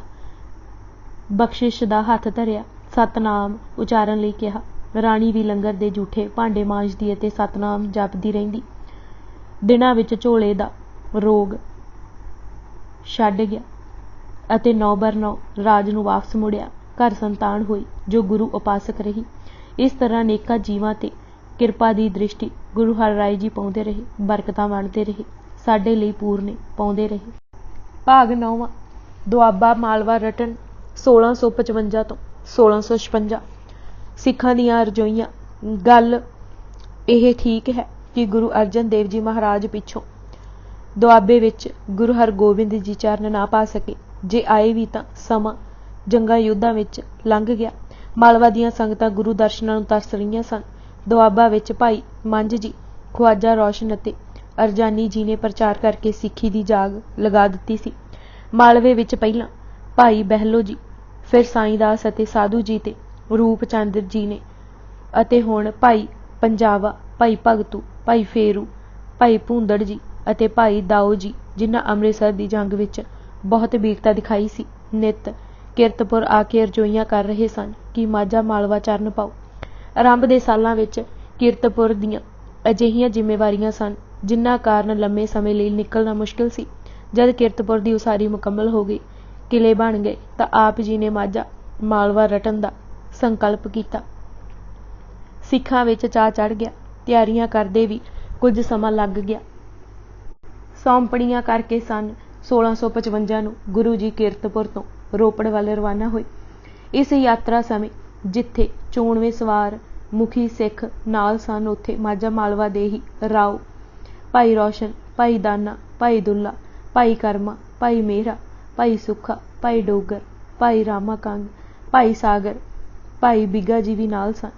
ਭਾਈ ਅਬਦੁੱਲਾ ਅਤੇ ਨੱਥ ਮੱਲ ਵਾਰਾਂ ਗਾਉਣ ਲਈ ਅਤੇ ਭਾਈ ਸੇਵਾ ਰੱਤਾ, ਭਾਈ ਚਤਰੂ ਤੇ ਭਾਈ ਨੱਥੂ ਕੀਰਤਨ ਕਰਨ ਵਾਸਤੇ ਨਾਲ ਉਚੇਚੇ ਤੌਰ ਤੇ ਲੈ ਗਏ ਸਨ। ਗੁਰੂ ਪਾਤਸ਼ਾਹ ਦੀ ਚੜ੍ਹਤ ਵੇਖਣ ਵਾਲੀ ਹੁੰਦੀ ਸੀ। ਇੰਜ ਲੱਗਦਾ ਸੀ ਕਿ ਸ਼ਾਹੀ ਸਵਾਰੀ ਜਾ ਰਹੀ ਹੈ। ਜਿੱਥੇ ਰਾਤ ਟਿਕਾਣਾ ਕਰਨਾ ਹੁੰਦਾ ਸੀ, ਉੱਥੇ ਪਹਿਲਾਂ ਹੀ ਢਾਡੀ, ਕੀਰਤਨੀਏ, ਲਾਂਗਰੀ ਤੇ ਹੋਰ ਸਾਜ਼ ਸਮਾਨ ਪੁੱਜ ਜਾਂਦਾ ਸੀ। ਵਿਸ਼ਰਾਮ ਲਈ ਸ਼ਾਮਿਆਨੇ, ਛੋਲਦਾਰੀਆਂ ਅਤੇ ਤੰਬੂ ਲੱਗ ਜਾਂਦੇ ਸਨ। ਯਾਤਰਾ ਦੇ ਅਸੂਲ ਦ੍ਰਿੜਾਏ। ਗੁਰੂ ਜੀ ਜਾਣਦੇ ਸਨ ਕਿ ਇਤਨੀ ਵਹੀਰ ਨਾਲ ਟੁਰਦਿਆਂ ਇਲਾਕੇ ਦੀਆਂ ਸੰਗਤਾਂ ਨੂੰ ਖੇਚਲਾਂ ਹੁੰਦੀਆਂ ਹਨ, ਸੋ ਪਹਿਲਾਂ ਨਾਲ ਟੁਰ ਰਹੀਆਂ ਸਭ ਸੰਗਤਾਂ ਨੂੰ ਯਾਤਰਾ ਦੇ ਅਸੂਲ ਦ੍ਰਿੜਾਏ। ਪਹਿਲਾ ਹੁਕਮ ਇਹ ਕੀਤਾ ਕਿ ਸਫ਼ਰ ਤੇ ਚੱਲਦਿਆਂ ਕੀਰਤਨ ਕਰਦੇ ਜਾਓ। ਹਾਸਾ ਠੱਠਾ ਮਸ਼ਕਰੀ ਨਹੀਂ ਕਰਨੀ। ਜੇ ਕੋਈ ਚੇਸ਼ਟਾ, ਚਸਕੇ ਜਾਂ ਗਰਜਾਂ ਰੱਖ ਕੇ ਨਾਲ ਟੁਰਦੇ ਹਨ, ਉਹਨਾਂ ਨੂੰ ਢੋਈ ਨਹੀਂ। ਨਿਮਰਤਾ ਰੱਖ ਕੇ ਟੁਰਨਾ ਹੈ। ਕਿਸੇ ਨੇ ਬਾਹਰੋਂ ਰੁਕ ਕੇ ਜਾਂ ਵੱਖਰਾ ਪਕਾਉਣ ਲਈ ਪ੍ਰਬੰਧ ਨਹੀਂ ਕਰਨਾ। ਜੋ ਲੰਗਰ ਪੱਕੇ ਉਸ ਨੂੰ ਸ਼ਰਧਾ ਨਾਲ ਪੰਗਤ ਵਿੱਚ ਬੈਠ ਖਾਣਾ ਹੈ। ਪੜਾਅ ਕਰਦਿਆਂ ਦੀਵਾਨ ਸੱਜ ਜਾਣ ਉਪਰੰਤ ਵੱਧ ਤੋਂ ਵੱਧ ਸਮਾਂ ਗੁਰਬਾਣੀ ਸੁਣਨ ਅਤੇ ਗੁਰੂ ਉਪਦੇਸ਼ ਗ੍ਰਹਿਣ ਕਰਨ ਤੇ ਹੀ ਲਗਾਉਣਾ ਹੈ। ਕਿਸੇ ਉਚੇਚੇ ਸੁੱਖ ਸਾਧਨ ਲਈ ਜਾਚਨਾ ਨਹੀਂ ਕਰਨੀ। ਜਿੱਥੋਂ ਤੱਕ ਹੋ ਸਕੇ ਸੇਵਾ ਵਿੱਚ ਹੱਥ ਸਫਲ ਕਰਨੇ ਹਨ। ਰੋਪੜ। ਕੀਰਤਪੁਰ ਤੋਂ ਟੁਰ ਕੇ ਪਹਿਲਾ ਪੜਾਅ ਰੋਪੜ ਕੀਤਾ। ਰੋਪੜ ਦੇ ਪ੍ਰਸਿੱਧ ਫਕੀਰ ਅੱਗੋਂ ਲੈਣ ਆਏ ਅਤੇ ਭਾਈ ਬਿੰਜੂ, ਭਾਈ ਬਿੰਦਾ, ਭਾਈ ਗਜਨ, ਭਾਈ ਘਰੀਆਂ ਨੇ ਦਿਨ ਰਾਤ ਇੱਕ ਕਰਕੇ ਸੇਵਾ ਕੀਤੀ। ਗੁਰੂ ਜੀ ਨੇ ਨਾਮ ਜਲ ਦੇ ਛੱਟੇ ਮਾਰੇ। ਦੋਖੀ ਜੋ ਨਿੱਤ ਊਜਾ ਉਠਾਉਂਦੇ ਸਨ, ਗੁਰੂ ਜੀ ਦੇ ਸ਼ਾਂਤ ਚਿੱਤ ਸੁਭਾਅ ਅਤੇ ਚਿਹਰੇ ਤੇ ਨੂਰ ਡਲਕਾ ਮਾਰਦੇ ਦੇਖ ਚਰਨੀਆਂ ਲੱਗੇ। ਸੇਵਕ ਨਿਹਾਲ ਬੜੀ ਲਾਹਲੀ। ਰੋਪੜ 3 ਦਿਨ ਰੁਕ ਆਪ ਜੀ ਗੜ੍ਹਸ਼ੰਕਰਾ ਬਿਰਾਜੇ। ਉੱਥੋਂ ਹੁਸ਼ਿਆਰਪੁਰ ਤੋਂ 10 ਕੁ ਮੀਲ ਬੜੀ ਲਾਹਲੀ ਟਿਕੇ। ਬੜੀ ਲਾਹਲੀ ਦੀਆਂ ਸੰਗਤਾਂ ਨੇ ਜਿਸ ਨਿਮਰਤਾ ਤੇ ਚਾਅ ਨਾਲ ਸੇਵਾ ਕੀਤੀ, ਸਭ ਵਾਹ ਵਾਹ ਕਰਨ ਲੱਗੇ। ਮਹਾਰਾਜ ਨੇ ਸਭ ਪਿੰਡ ਵਾਸੀਆਂ ਨੂੰ ਸੇਵਕ ਨਿਹਾਲ ਦਾ ਬਚਨ ਉਚਾਰ ਅਸੀਸ ਦਿੱਤੀ। ਗੁਰਦੁਆਰੇ ਦਾ ਨਾਂ ਹੀ ਸੇਵਕ ਨਿਹਾਲ ਕਰਕੇ ਪ੍ਰਸਿੱਧ ਹੋ ਗਿਆ। ਇਲਾਕੇ ਨੂੰ ਸ਼ਰਾਬ ਛੱਡਣ, ਨਸ਼ੇ ਤਿਆਗਣ ਅਤੇ ਅਮਲ ਕਰਨ ਤੋਂ ਵਰਜਿਆ। ਜੋ ਵੀ ਮਹਾਰਾਜ ਮੁਖੋਂ ਕਹਿਣ, ਪਿੰਡ ਦੇ ਵਸਨੀਕ ਸੱਤ ਬਚਨ ਅਤੇ ਸੱਤ ਸਾਹਿਬ ਕਹਿ ਕੇ ਸਿਰ ਝੁਕਾਉਂਦੇ ਰਹੇ। ਉਹਨਾਂ ਉਪਦੇਸ਼ਾਂ ਨੂੰ ਆਪਣੇ ਜੀਵਨ ਵਿੱਚ ਇਸ ਤਰ੍ਹਾਂ ਢਾਲ ਲਿਆ ਕਿ ਨਾ ਹੀ ਸੱਤ ਸਾਹਿਬੀਏ ਪਿਆ। ਕਲਗੀਧਰ ਦੇ ਸਮੇਂ ਇਸ ਪਿੰਡ ਨੇ ਆਨੰਦਪੁਰ ਪੁੱਜ ਬੇਅੰਤ ਘਾਲਾਂ ਘਾਲੀਆਂ। ਹਰੀਆਂ ਵੇਲਾਂ ਗੜ੍ਹਸ਼ੰਕਰ ਤੋਂ ਹੁਸ਼ਿਆਰਪੁਰ ਵੱਲ ਜਾਂਦੀ ਸੜਕ ਤੋਂ 10 ਕੁ ਮੀਲ ਵਿੱਥ ਤੇ ਆਪ ਜੀ ਨੇ ਪਿੰਡੋਂ ਬਾਹਰ ਟਿਕਾਣਾ ਕੀਤਾ ਹੀ ਸੀ ਕਿ ਇਲਾਕੇ ਦਾ ਚੌਧਰੀ ਆਪਣੇ ਸਵਾਰਾਂ ਨਾਲ ਆ ਧਮਕਿਆ ਤੇ ਕਿਹਾ, ਇਹ ਮੇਰੀ ਥਾਂ ਹੈ। ਮਹਾਰਾਜ ਨੇ ਬੜੇ ਸਹਿਜ ਵਿੱਚ ਕਿਹਾ, ਧੰਨ ਭੂਮ ਕਾਜੋ ਕਰੇ ਗੁਮਾਨ, ਸੋ ਮੂਰਖ ਅੰਧਾ ਅਗਿਆਨ। ਸਾਰੀ ਧਰਤੀ ਪ੍ਰਭੂ ਮਾਲਕ ਦੀ ਹੈ। ਇਹ ਥਾਂ ਨੇੜੇ ਦੇ ਸਾਰੇ ਪਿੰਡ ਚਗਰਾਂ, ਬੋਹਣ, ਚੱਬੇਵਾਲ ਅਤੇ ਬਜਰੌਰ ਤੋਂ ਇੱਕੋ ਜਿਹੀ ਪੈਂਦੀ ਸੀ। ਗੁਰੂ ਜੀ ਨੇ ਇਸੇ ਲਈ ਇਹ ਥਾਂ ਚੁਣੀ ਸੀ, ਪਰ ਚੌਧਰੀ ਨੂੰ ਖਿਆਲ ਸੀ ਕਿ ਇੱਥੇ ਕਬਜ਼ਾ ਕਰਨ ਆਏ ਹਨ।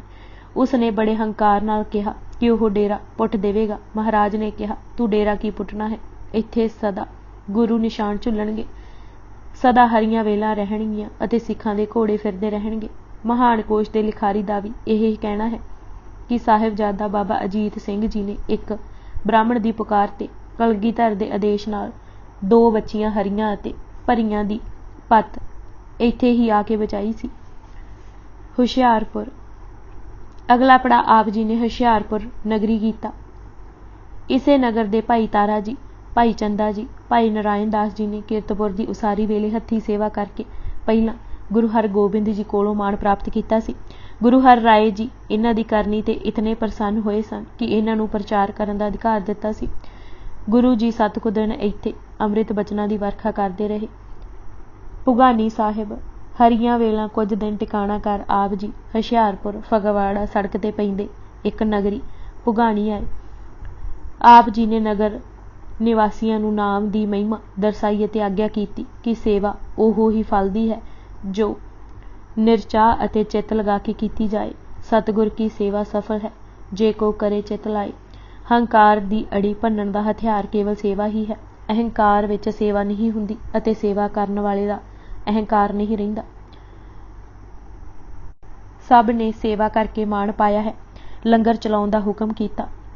ਚੌਤਰਾ ਸਾਹਿਬ। ਭੁਗਾਨੀ ਤੋਂ ਚੌਤਰਾ ਸਾਹਿਬ ਬਿਰਾਜੇ। ਸਿੱਖ ਇਤਿਹਾਸ ਦਾ ਕਹਿਣਾ ਹੈ ਕਿ ਗੁਰੂ ਹਰ ਰਾਏ ਜੀ ਦੀਆਂ ਸਾਰੀਆਂ ਸੰਗਤਾਂ ਨੂੰ ਰੋਜ਼ ਗੁਰੂ ਅਰਜਨ ਦੇਵ ਜੀ ਦਾ ਆਸਾ ਰਾਗ ਦਾ ਇਹ ਸ਼ਬਦ, ਹਰ ਕਾ ਨਾਮ ਰਿਦੇ ਨਿਤ ਧਿਆਈ, ਸੰਗੀ ਸਾਥੀ ਸਗਲ ਤਰਾਈ, ਗੁਰੂ ਮੇਰੇ ਸੰਗ ਸਦਾ ਹੈ ਨਾਲੇ, ਸਿਮਰ ਸਿਮਰ ਤਿਸ ਸਦਾ ਸੰਭਾਲੇ, ਤੇਰਾ ਕੀਆ ਮੀਠਾ ਲਾਗੇ, ਹਰ ਨਾਮ ਪਦਾਰਥ ਨਾਨਕ ਮੰਗੇ, ਪੜ੍ਹਾਇਆ ਕਰਦੇ ਸਨ। ਪਿੰਡਾਂ ਦੇ ਵਾਸੀਆਂ ਨੂੰ ਨਾਮ ਧਨ ਨੂੰ ਇਕੱਠਾ ਕਰਨ ਦਾ ਵੱਲ ਦੱਸਿਆ। ਇਹ ਹੁਕਮ ਵੀ ਕੀਤਾ ਕਿ ਜਦ ਵੀ ਅਰਦਾਸ ਕਰੋ ਨਾਮਦਾਨ ਦੀ ਜਾਚਨਾ ਕਰੋ। ਕਰਤਾਰਪੁਰ ਸਾਹਿਬ। ਚੌਤਰਾ ਸਾਹਿਬ ਤੋਂ ਜਲੰਧਰ ਹੁੰਦੇ ਹੋਏ ਆਪ ਜੀ ਕਰਤਾਰਪੁਰ ਸਾਹਿਬ ਆਏ। ਕਰਤਾਰਪੁਰ ਆਪ ਜੀ ਤਕਰੀਬਨ 4 ਮਹੀਨੇ ਰਹੇ। ਕੁਝ ਦਿਨ ਤਾਂ ਧੀਰਮਲ ਆਪਣੀ ਹਉ ਵਿੱਚ ਰਿਹਾ, ਪਰ ਜਦ ਗੁਰੂ ਜੀ ਦੀ ਉਪਮਾ ਹਰ ਜ਼ੁਬਾਨ ਤੋਂ ਸੁਣੀ ਤਾਂ ਉਹ ਵੀ ਦਰਸ਼ਨਾਂ ਨੂੰ ਆਇਆ।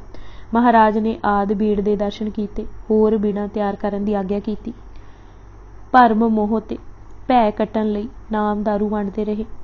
ਕਰਤਾਰਪੁਰ ਗੰਗਸਰ ਦੇ ਖੂਹ ਨੂੰ ਪੱਕਾ ਕਰਾਇਆ। ਇਸ ਗੰਗਸਰ ਦੀ ਮਹਿਮਾ ਸੰਗਤ ਨੂੰ ਦਰਸਾਈ। ਇਸੇ ਗੰਗਸਰ ਦੀ ਮਹਿਮਾ ਢਾਡੀ ਅਬਦੁੱਲਾ ਅਤੇ ਨੱਥ ਮੱਲ ਨੇ ਵਾਰ ਉਚਾਰ ਕੇ ਵੀ ਗਾਈ ਸੀ। ਪਿੱਛੋਂ ਨੱਥ ਮੱਲ ਨੇ ਅਮਰਨਾਮਾ ਲਿਖ ਕੇ ਕਰਤਾਰਪੁਰ ਦੀਆਂ 2 ਸਾਖੀਆਂ ਲਿਖੀਆਂ। ਗੰਗਾ ਵੱਲ ਜਾਂਦੇ ਇੱਕ ਗੰਗਾ ਭਗਤ ਨੂੰ ਉਸ ਦਾ ਗਵਾਚਾ ਹੋਇਆ ਲੋਟਾ ਗੁਰੂ ਅਰਜਨ ਦੇਵ ਜੀ ਨੇ ਇਸੇ ਖੂਹ ਵਿੱਚੋਂ ਕੱਢ ਕੇ ਫਰਮਾਇਆ ਸੀ ਕਿ ਤੂੰ ਹੀ ਦੱਸ, ਗੰਗਾ ਜਾਣ ਦਾ ਕੋਈ ਲਾਭ ਹੈ? ਗੰਗਾ ਘਰ ਵਿੱਚ ਹੀ ਹੈ, ਦੂਰ ਕਿਧਰੇ ਜਾਣ ਦੀ ਲੋੜ ਨਹੀਂ। ਦੂਜੀ ਸਾਖੀ ਤਾਂ ਬੜੇ ਵਿਸਥਾਰ ਨਾਲ ਲਿਖੀ ਹੈ। ਬ੍ਰਾਹਮਣਾਂ ਨੇ ਭਰਮਾਂ ਦਾ ਜਾਲ ਇਤਨਾ ਸੰਘਣਾ ਉਣਿਆ ਹੋਇਆ ਸੀ ਕਿ ਉਸ ਵਿੱਚੋਂ ਕੋਈ ਫਸਿਆ ਜੀਵਨ ਭਰ ਨਿਕਲ ਹੀ ਨਹੀਂ ਸੀ ਸਕਦਾ। ਇਹ ਭਰਮ ਜਾਲ ਗੁਰੂ ਪਾਤਸ਼ਾਹ ਨੇ ਹੀ ਕੱਟਿਆ ਸੀ। ਅਮਰਨਾਮਾ ਨੇ ਹੀ ਲਿਖਿਆ ਹੈ ਕਿ ਬਾਬਾ ਬਕਾਲਾ ਦੇ ਇੱਕ ਗਰੀਬ ਬੰਦੇ ਦੇ ਪਿਤਾ ਦੀ ਮ੍ਰਿਤੂ ਰਾਤ ਮੰਜੇ ਤੇ ਸੁੱਤਿਆਂ ਹੀ ਹੋ ਗਈ। ਬ੍ਰਾਹਮਣ ਨੂੰ ਮੌਕਾ ਮਿਲ ਗਿਆ। ਉਸ ਗਰੀਬ ਨੂੰ ਬ੍ਰਾਹਮਣ ਨੇ ਕਿਹਾ ਕਿ ਤੇਰੇ ਪਿਤਾ ਦਾ ਕਲਿਆਣ ਤਾਂ ਹੀ ਹੋ ਸਕਦਾ ਹੈ ਜੇ ਤੂੰ ਬ੍ਰਾਹਮਣਾਂ ਨੂੰ ਭੋਜਨ ਛਕਾ, ਦਾਨ ਦੇ। ਉਸ ਵਿਚਾਰੇ ਕੋਲ ਜੋ ਸੀ ਉਸ ਖਵਾਲ ਦਿੱਤਾ ਜਾਂ ਦਾਨ ਦੇ ਦਿੱਤਾ। ਹੁਣ ਬ੍ਰਾਹਮਣ ਨੇ ਕਿਹਾ ਕਿ ਭਾਵੇਂ ਕਰਜ਼ਾ ਚੁੱਕ ਅਤੇ ਭਾਵੇਂ ਗਹਿਣੇ ਪਾਓ, ਗੰਗਾ ਇਸ਼ਨਾਨ ਕਰਕੇ ਆ ਤਾਂ ਹੀ ਤੇਰੇ ਪਿੱਤਰ ਖੁਸ਼ ਹੋਣਗੇ। ਇਸ ਦਸ਼ਾ ਵਿੱਚ ਝੂਰਦੇ ਨੇ ਸੁਣਿਆ ਕਿ ਗੁਰੂ ਅਰਜਨ ਦੇਵ ਜੀ ਇੱਥੇ ਗੰਗਾਸਰ ਦੀ ਸੇਵਾ ਕਰਾ ਰਹੇ ਹਨ। ਉਹ ਰੋਂਦਾ ਅਤੇ ਦੁਖੀ ਗੁਰੂ ਜੀ ਪਾਸ ਆਇਆ। ਹੰਝੂ ਕੇਰਦਾ ਦੇਖ ਮਹਾਰਾਜ ਨੇ ਪੁੱਛਿਆ, ਤੈਨੂੰ ਕਿਸ ਦੁੱਖ ਨੇ ਪਕੜਿਆ ਹੋਇਆ ਹੈ?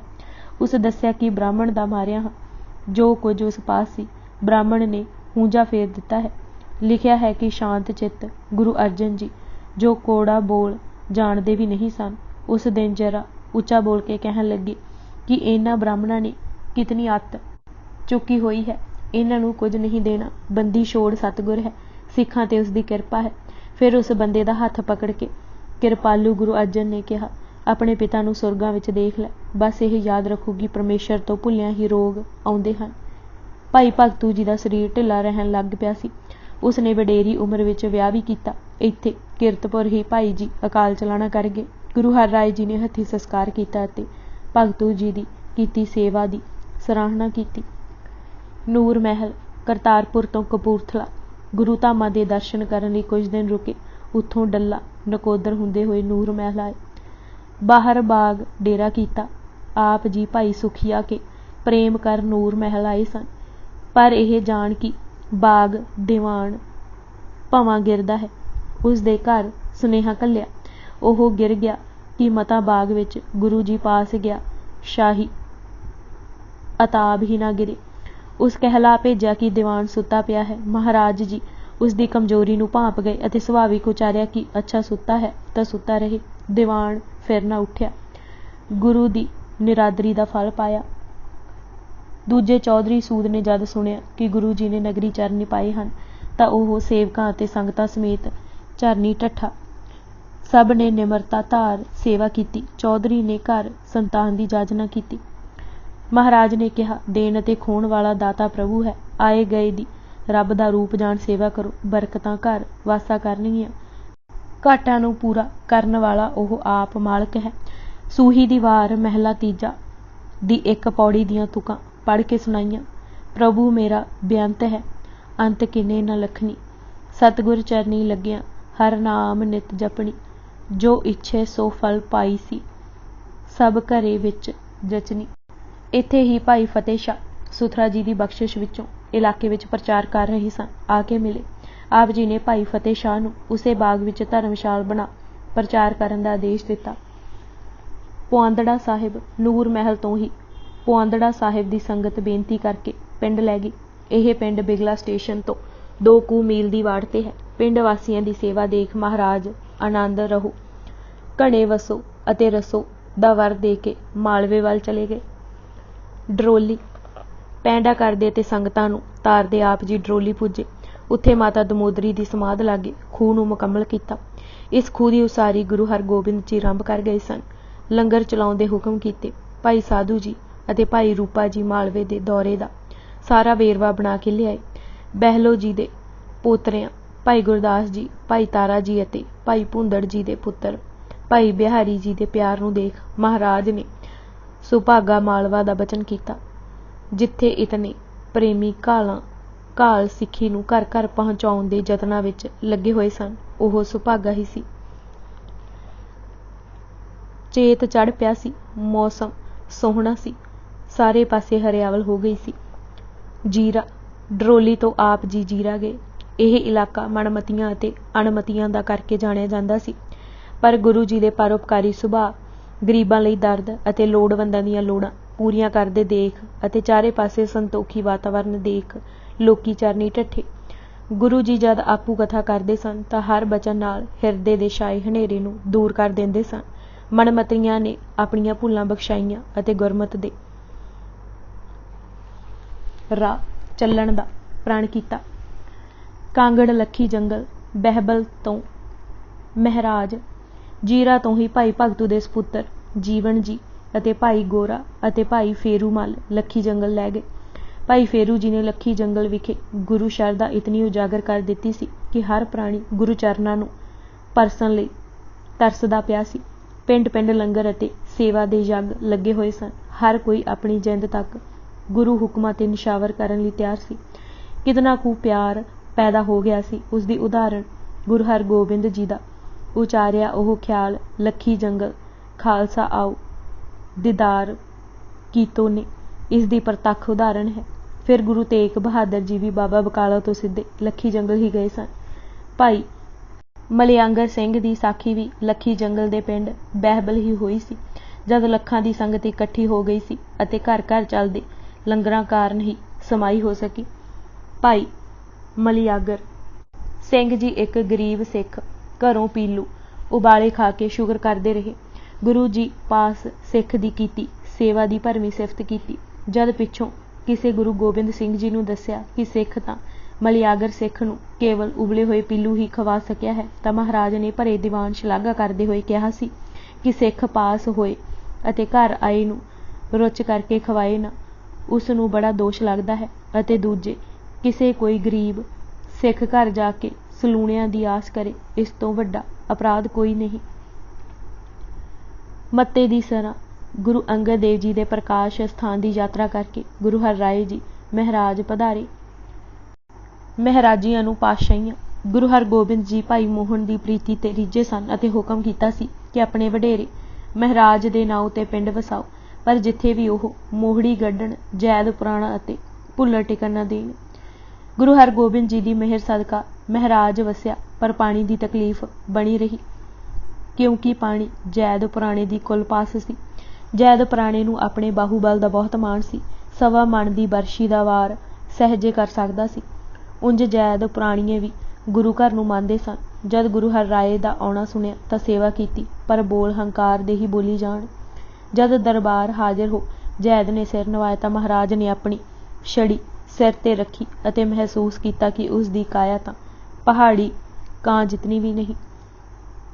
ਗੁਰੂ ਜੀ ਤਾਂ ਤਰੀਕੇ ਨਾਲ ਸਮਝਾ ਰਹੇ ਸਨ ਅਤੇ ਇਹ ਕਾਲੇਕਿਆਂ ਨਾਲ ਮੇਲ ਕਰ ਲੈਣ, ਪਰ ਜੈਦ ਇਹ ਆਖੇ ਗਰਾਸ ਦਈਏ ਬਾਂਸ ਨਾ ਦਈਏ। ਕਾਲੇ ਨੇ ਸ਼ਿਕਾਇਤ ਵੀ ਕੀਤੀ ਕਿ ਜਦ ਉਹਨਾਂ ਦੀਆਂ ਸਵਾਣੀਆਂ ਪਾਣੀ ਤੱਕ ਭਰਨ ਜਾਂਦੀਆਂ ਹਨ ਤਾਂ ਇਹਨਾਂ ਦੇ ਜਵਾਨ ਮੁੰਡੇ ਠੱਠਾ ਮਖੌਲ ਕਰਦੇ ਸਨ। ਮਹਾਰਾਜ ਨੇ ਵਰਜਿਆ ਅਤੇ ਇਹ ਵੀ ਕਿਹਾ ਕਿ ਅੱਜ ਤੁਸੀਂ ਇਹਨਾਂ ਨਾਲ ਮੇਲ ਤੱਕ ਕਰਨ ਨੂੰ ਤਿਆਰ ਨਹੀਂ, ਪਰ ਕੱਲ ਇਹ ਮਾਲਕ ਹਵੇ ਦੇਸ਼ ਕੇ ਤੁਮ ਹੋਵੇ ਹੋ ਪਾਪੀ। ਪਰ ਜੈਦ ਪੁਰਾਣਾ ਹੰਕਾਰ ਦੇ ਬੋਲ ਬੋਲਦਾ ਚਲਾ ਗਿਆ ਅਤੇ ਜਾਂਦੀ ਵਾਰੀ ਕਾਲੇ ਨੂੰ ਲਲਕਾਰਿਆ ਵੀ। ਗੁਰੂ ਜੀ ਨੇ ਕਾਲੇ ਨੂੰ ਥਾਪੜੀ ਦਿੱਤੀ ਅਤੇ ਆਪਣੀ ਕਿਰਪਾਨ ਦੇ ਕੇ ਕਿਹਾ, ਹੁਣ ਅੱਤ ਹੋ ਗਈ ਹੈ ਜੂਝੋ। ਜੈਦ ਪੁਰਾਣਾ ਸਾਥੀਆਂ ਨਾਲ ਚੜ੍ਹ ਆਇਆ। ਆਉਂਦਿਆਂ ਹੀ ਉਸ ਸਹਿਬੀ ਬਰਸ਼ੀ ਤੇ ਚੱਕਰ ਦੇ ਕੇ ਵਾਰ ਕੀਤੇ, ਪਰ ਗੁਰੂ ਜੀ ਨੇ ਆਪ ਹੱਥ ਦੇ ਕੇ ਵਾਰ ਝੱਲ ਲਏ। ਅੱਗੇ ਵੱਧ ਜੈਦ ਪੁਰਾਣਾ ਨੂੰ ਕਾਲਾ ਨੇ ਢਾਹ ਲਿਆ ਅਤੇ ਜੈਦ ਧਰਤੀ ਤੇ ਇੰਜ ਡਿੱਗਾ ਜਿਵੇਂ ਕੋਈ ਮੁਨਾਰਾ ਡਿੱਗਦਾ ਹੈ।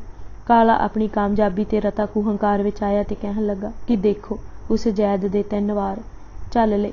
ਮਹਾਰਾਜ ਨੇ ਹੱਥ ਦੇ ਜ਼ਖਮ ਦਿਖਾ ਕੇ ਉਸ ਨੂੰ ਨਿਮਰਤਾ ਵਿੱਚ ਰਹਿਣ ਦਾ ਉਪਦੇਸ਼ ਦਿੱਤਾ।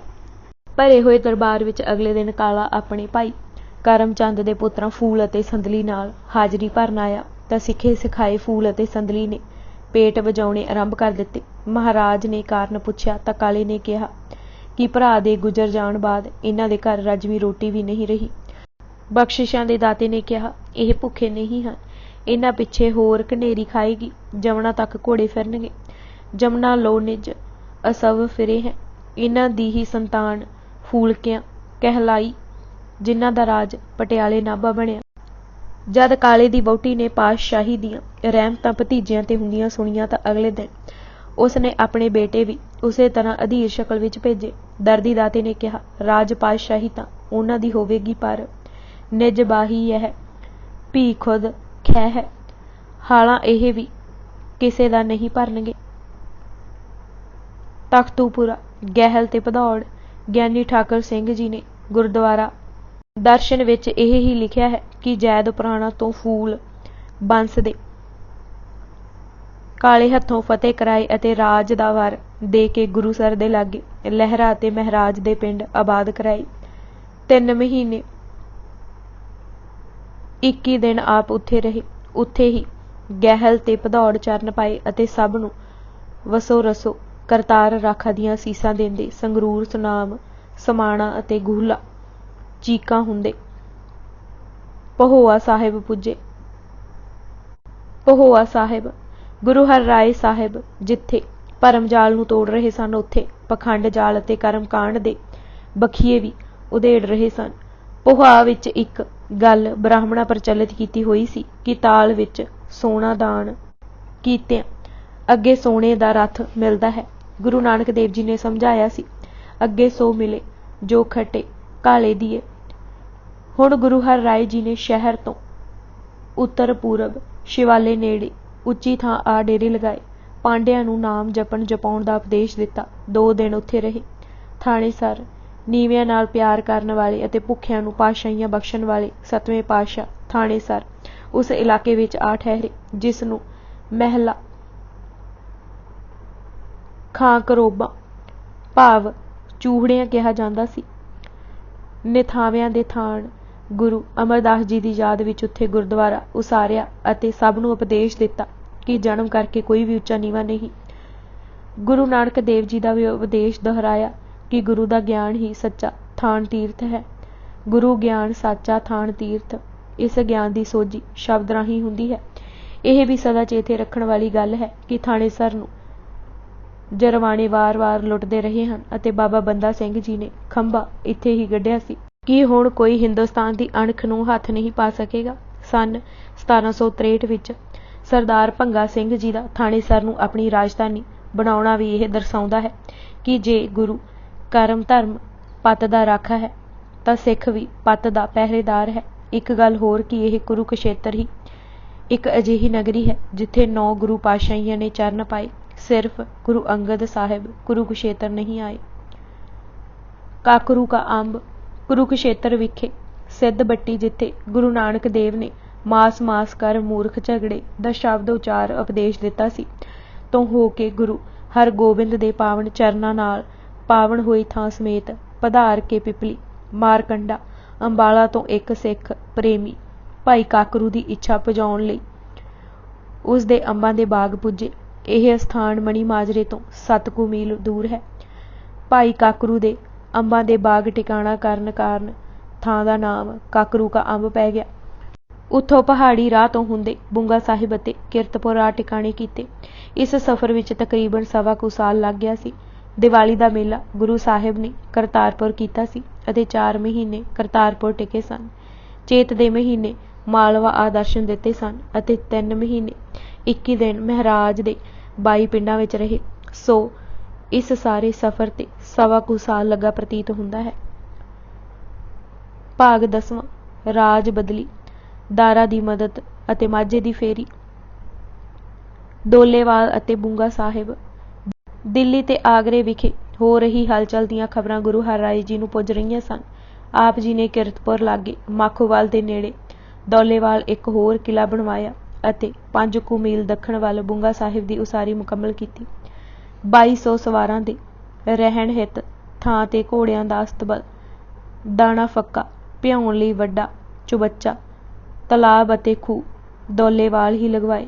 एक अंदाजे मुताबिक 3 महीने 5 दिन इत्थे टिके। इतना लम्मा वसेबा करन दा कारण दिल्ली वालों हमलियां दी रोकथाम तां सी ही पर नाल ही आप जी ने माझे दी फेरी अते अमृतसर ननकाना साहिब डेरा साहिब करतारपुर रावी अते गुरु की बेर सियालकोट अते होर इलाकिਆਂ ਵਿੱਚ प्रचार हित जाण दा चित भी सी। सो ਇਹ प्रबंध कीते जा रहे सन। गुरु जी ਇਹ ਜਾਣਦੇ ਸਨ कि एक वारी फिर संग्राम ਦਾ ਖੇਤਰ ਗੋਇੰਦਵਾਲ ਅਤੇ पंजाब ही बनना है। ਨਿਰਭੈ योधा गुरु अपने सिखां ਵਿੱਚ ही होना लोड़दे सन। किरतपुर सारे प्रबंध पक्के कर दिते सन। जो भी उत्थे आउंदा मर्यादा मुताबिक जीवन ढाल लैंदा। कैसी करनी बन गई सी सिखां दी। इस बारे भाई संतोख सिंह जी ने लिखिया है। सिखी गुर की देश विदेश शुभ मार्ग नर लगे विशेष रात पाछली करन स्नान सिमरन प्रभ को देह बहुदान करे नेम गुरबाणी पढ़े गुर के प्रेम शम को बड़े। शाहजहान दा बीमार होना। शाहजहान ने उस समय तो जद तो निर्वैर गुरु ने तुरंत दारा दी बीमारी सुण गज मोती हरड़ अते लौंग भेजे सन। अपनी सोच बदल लई सी। शाहजहान ने भरे दरबार विच गुरु हरराय जी दी उपमा भी कीती सी। दारा आपू कीमती भटावां लै कीरतपुर आया सी। दारा शाहजहान दा चहेता बेटा सी अते राज साज एक प्रकार दारा दे हत्थ सी।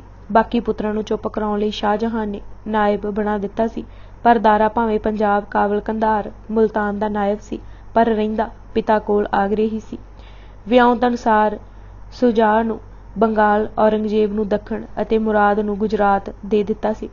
दारा एक वखरी फौज भी कंधार नूं जितण बहाने तैयार कर रिहा सी। औरंगजेब नूं सब सूहां उसदी भैण रोशनारा भेज रही सी। औरंगजेब ने दारा विरुद्ध एक प्रचार मुहिम तेज कर दिती कि जेकर ਉਹ सचमुच बादशाह बन गया तो हिंदुस्तान विच इस्लाम दी थां हुकूमत हिंदुआं दी होवेगी। सितंबर 1657 ਨੂੰ शाहजहान जरा ਕੁ ਢਿੱਲਾ ਹੋਇਆ ਤੇ ਛੇਤੀ ही बीमारी ਦਾ ਹੱਲਾ इतना गंभीर बन गया कि ਉਹ ਨਿਟਾਲ ਹੋ ਕੇ ਰਹਿ ਗਿਆ। ਰਾਜਕਾਜ ਦੀਆਂ ਜ਼ਿੰਮੇਵਾਰੀਆਂ ਨਿਭਾਉਣ ਜੋਗਾ ਉਹ ਰਿਹਾ ਹੀ ਨਾ। दारा ने बीमारी ਨੂੰ छिपाई रखना ही नीति समझी पर फरमाना ते दस्खत आप करन लग पिया। ਅਪ੍ਰੈਲ 1658 ਨੂੰ ਦਾਰਾ ਨੇ ਹੁਕਮਨ ਆਗਰਾ ਤੋਂ ਸੂਬਿਆਂ ਵੱਲ ਜਾਣ ਵਾਲੀਆਂ ਸੜਕਾਂ ਤੇ ਪਹਿਰੇ ਬਿਠਾ ਦਿੱਤੇ। ਭਰਾਵਾਂ ਐਸੀਆਂ ਸੋਆਂ ਸੁਣ ਇਹ ਹੀ ਜਾਤਾ ਕਿ ਸ਼ਾਹਜਹਾਨ ਦੀ ਮ੍ਰਿਤੂ ਹੋ ਗਈ ਹੈ ਅਤੇ ਦਾਰਾ ਛੁਪਾ ਰੱਖ ਰਿਹਾ ਹੈ ਅਤੇ ਸਮਾਂ ਪਾ ਕੇ ਉਹ ਹਿੰਦੁਸਤਾਨ ਦੇ ਸ਼ਹਿਨਸ਼ਾਹ ਹੋਣ ਦਾ ਐਲਾਨ ਕਰ ਦੇਵੇਗਾ। ਗੁਰੂ ਹਰ ਰਾਏ ਜੀ ਦੀ ਪੰਜਾਬ ਫੇਰੀ। ਸਾਹਿਬ ਗੁਰੂ ਹਰ ਰਾਏ ਜੀ ਕੁਝ 94 ਸਿੱਖਾਂ ਅਤੇ ਪਰਿਵਾਰ ਸਮੇਤ ਰੋਪੜ ਤੇ ਕੋਟਲਾ ਮਾਛੀਵਾੜਾ ਸਮਰਾਲੇ ਹੁੰਦੇ ਹੋਏ ਸਾਹਨੇਵਾਲ ਪੁੱਜੇ। ਜਸਪਾਲ ਭਾਈ ਕੇ ਸਾਹਨੇਵਾਲ ਤੋਂ ਢੰਡਾਰੀ ਕਲਾਂ ਪਿੰਡ ਦੇ ਪੱਛਮ ਵੱਲ 2 ਕੁ ਮੀਲ ਤੇ ਪਿੰਡ ਜਸਪਾਲ ਹੈ। ਉੱਥੋਂ ਦੇ ਇੱਕ ਲਾਂਗਰੀ ਸਿੱਖ ਭਾਈ ਸਾਗਰ ਮੱਲ ਦੀ ਬੇਨਤੀ ਤੇ ਪਿੰਡ ਵਿੱਚ ਚਰਨ ਪਾਏ। ਭਾਈ ਸਾਗਰ ਨੇ ਗੁਰੂ ਆਗਿਆ ਪਾ ਹੀ ਲੰਗਰ ਜਾਰੀ ਕੀਤਾ ਸੀ ਅਤੇ ਉਹ ਬਿਨਾਂ ਵਿਤਕਰੇ ਦੇ ਹਰ ਗਰੀਬ ਅਮੀਰ ਦੀ ਸੇਵਾ ਕਰਦਾ ਸੀ। ਗੁਰੂ ਜੀ ਨੇ ਉਸ ਦੀ ਸੇਵਾ ਤੇ ਨਿਮਰਤਾ ਤੋਂ ਖੁਸ਼ ਹੋ ਕੇ ਇੱਕ ਜੋੜੀ ਤਖਤੇ ਤੇ ਲੋਹ ਵੀ ਬਖਸ਼ੀ। ਲੰਗਰ ਇਤਨਾ ਖੁੱਲ੍ਹਾ ਤੇ ਵਿਤਕਰੇ ਰਹਿਤ ਸੀ। ਉਸ ਦੀ ਇੱਕ ਸ਼ਾਖ ਇਤਿਹਾਸ ਨੇ ਸਾਂਭੀ ਹੈ। ਇੱਕ ਵਾਰੀ ਕੁਵੇਲੇ ਹੀ ਸੂਬਾ ਜਲੰਧਰ ਦੇ ਇੱਕ ਲਸ਼ਕਰ ਨੇ ਆਣ ਡੇਰੇ ਪਾਏ। ਇਰਦ ਗਿਰਦ ਖਾਣ ਲਈ ਫੋਲਿਆ ਪਰ ਕੁਝ ਨਾ ਮਿਲੇ। ਲਸ਼ਕਰ ਨਾਲ ਗੁਰੂ ਘਰ ਦਾ ਪ੍ਰੇਮੀ ਦੀਵਾਨ ਹਕੂਮਤ ਰਾਏ ਸੀ। ਉਸਨੇ ਦੱਸਿਆ ਕਿ ਲਾਗੇ ਹੀ ਗੁਰੂ ਕਾ ਲੰਗਰ ਅਟੁੱਟ ਵਰਤਦਾ ਹੈ।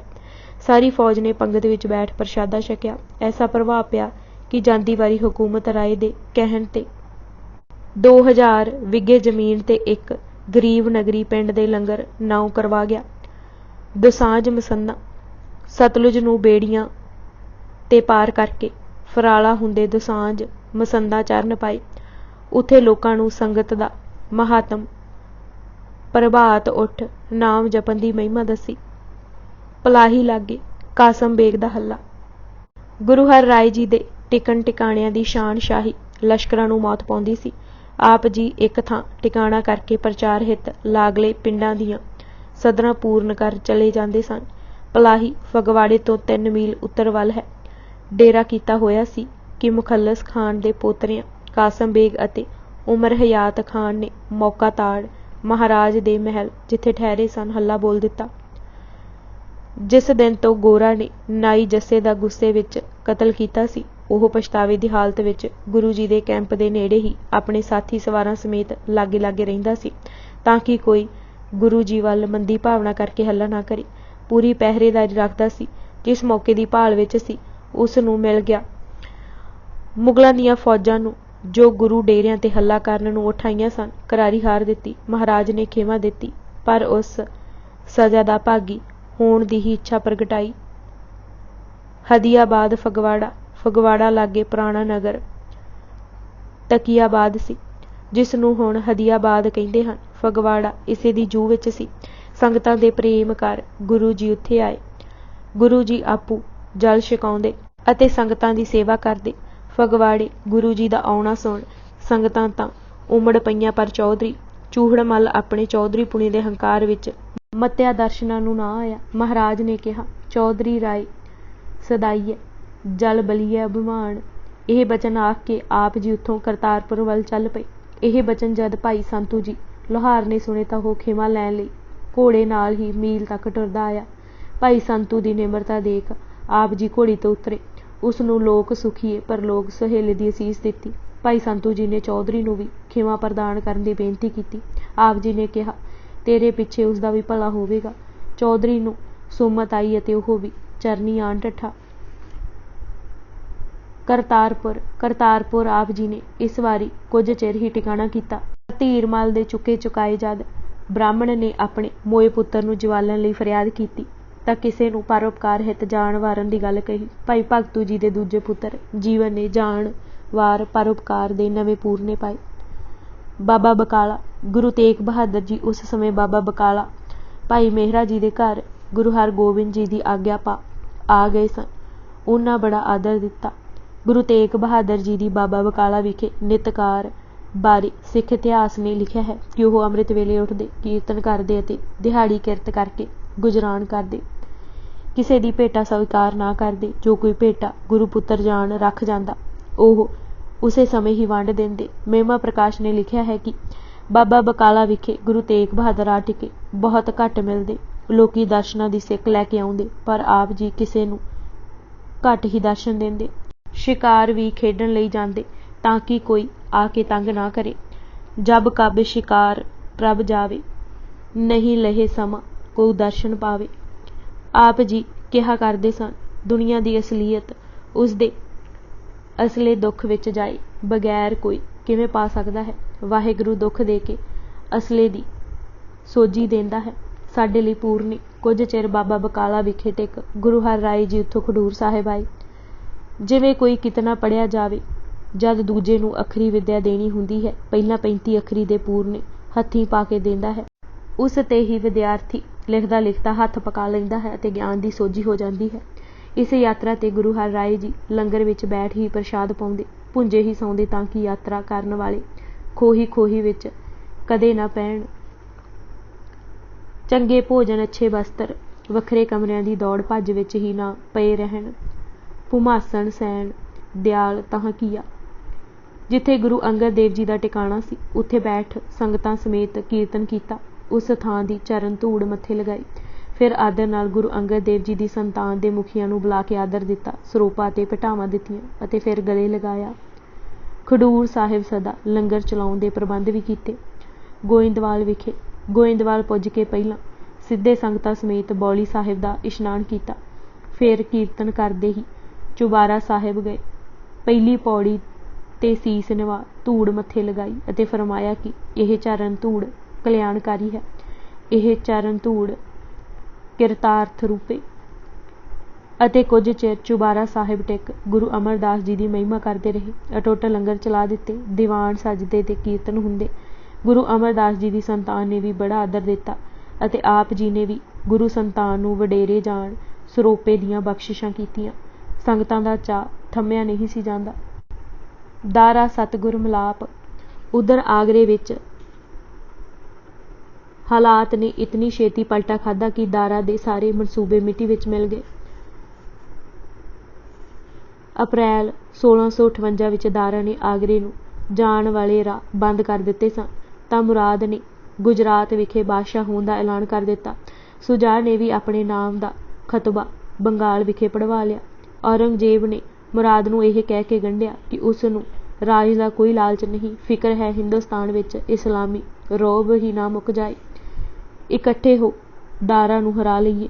ਰਾਜ ਮੁਰਾਦ ਨੂੰ ਦਿਲਵਾ ਕੇ ਉਹ ਤਾਂ ਹੱਜ 'ਤੇ ਚਲਾ ਜਾਏਗਾ। ਮੁਰਾਦ ਝਾਂਸੇ ਵਿੱਚ ਆ ਗਿਆ।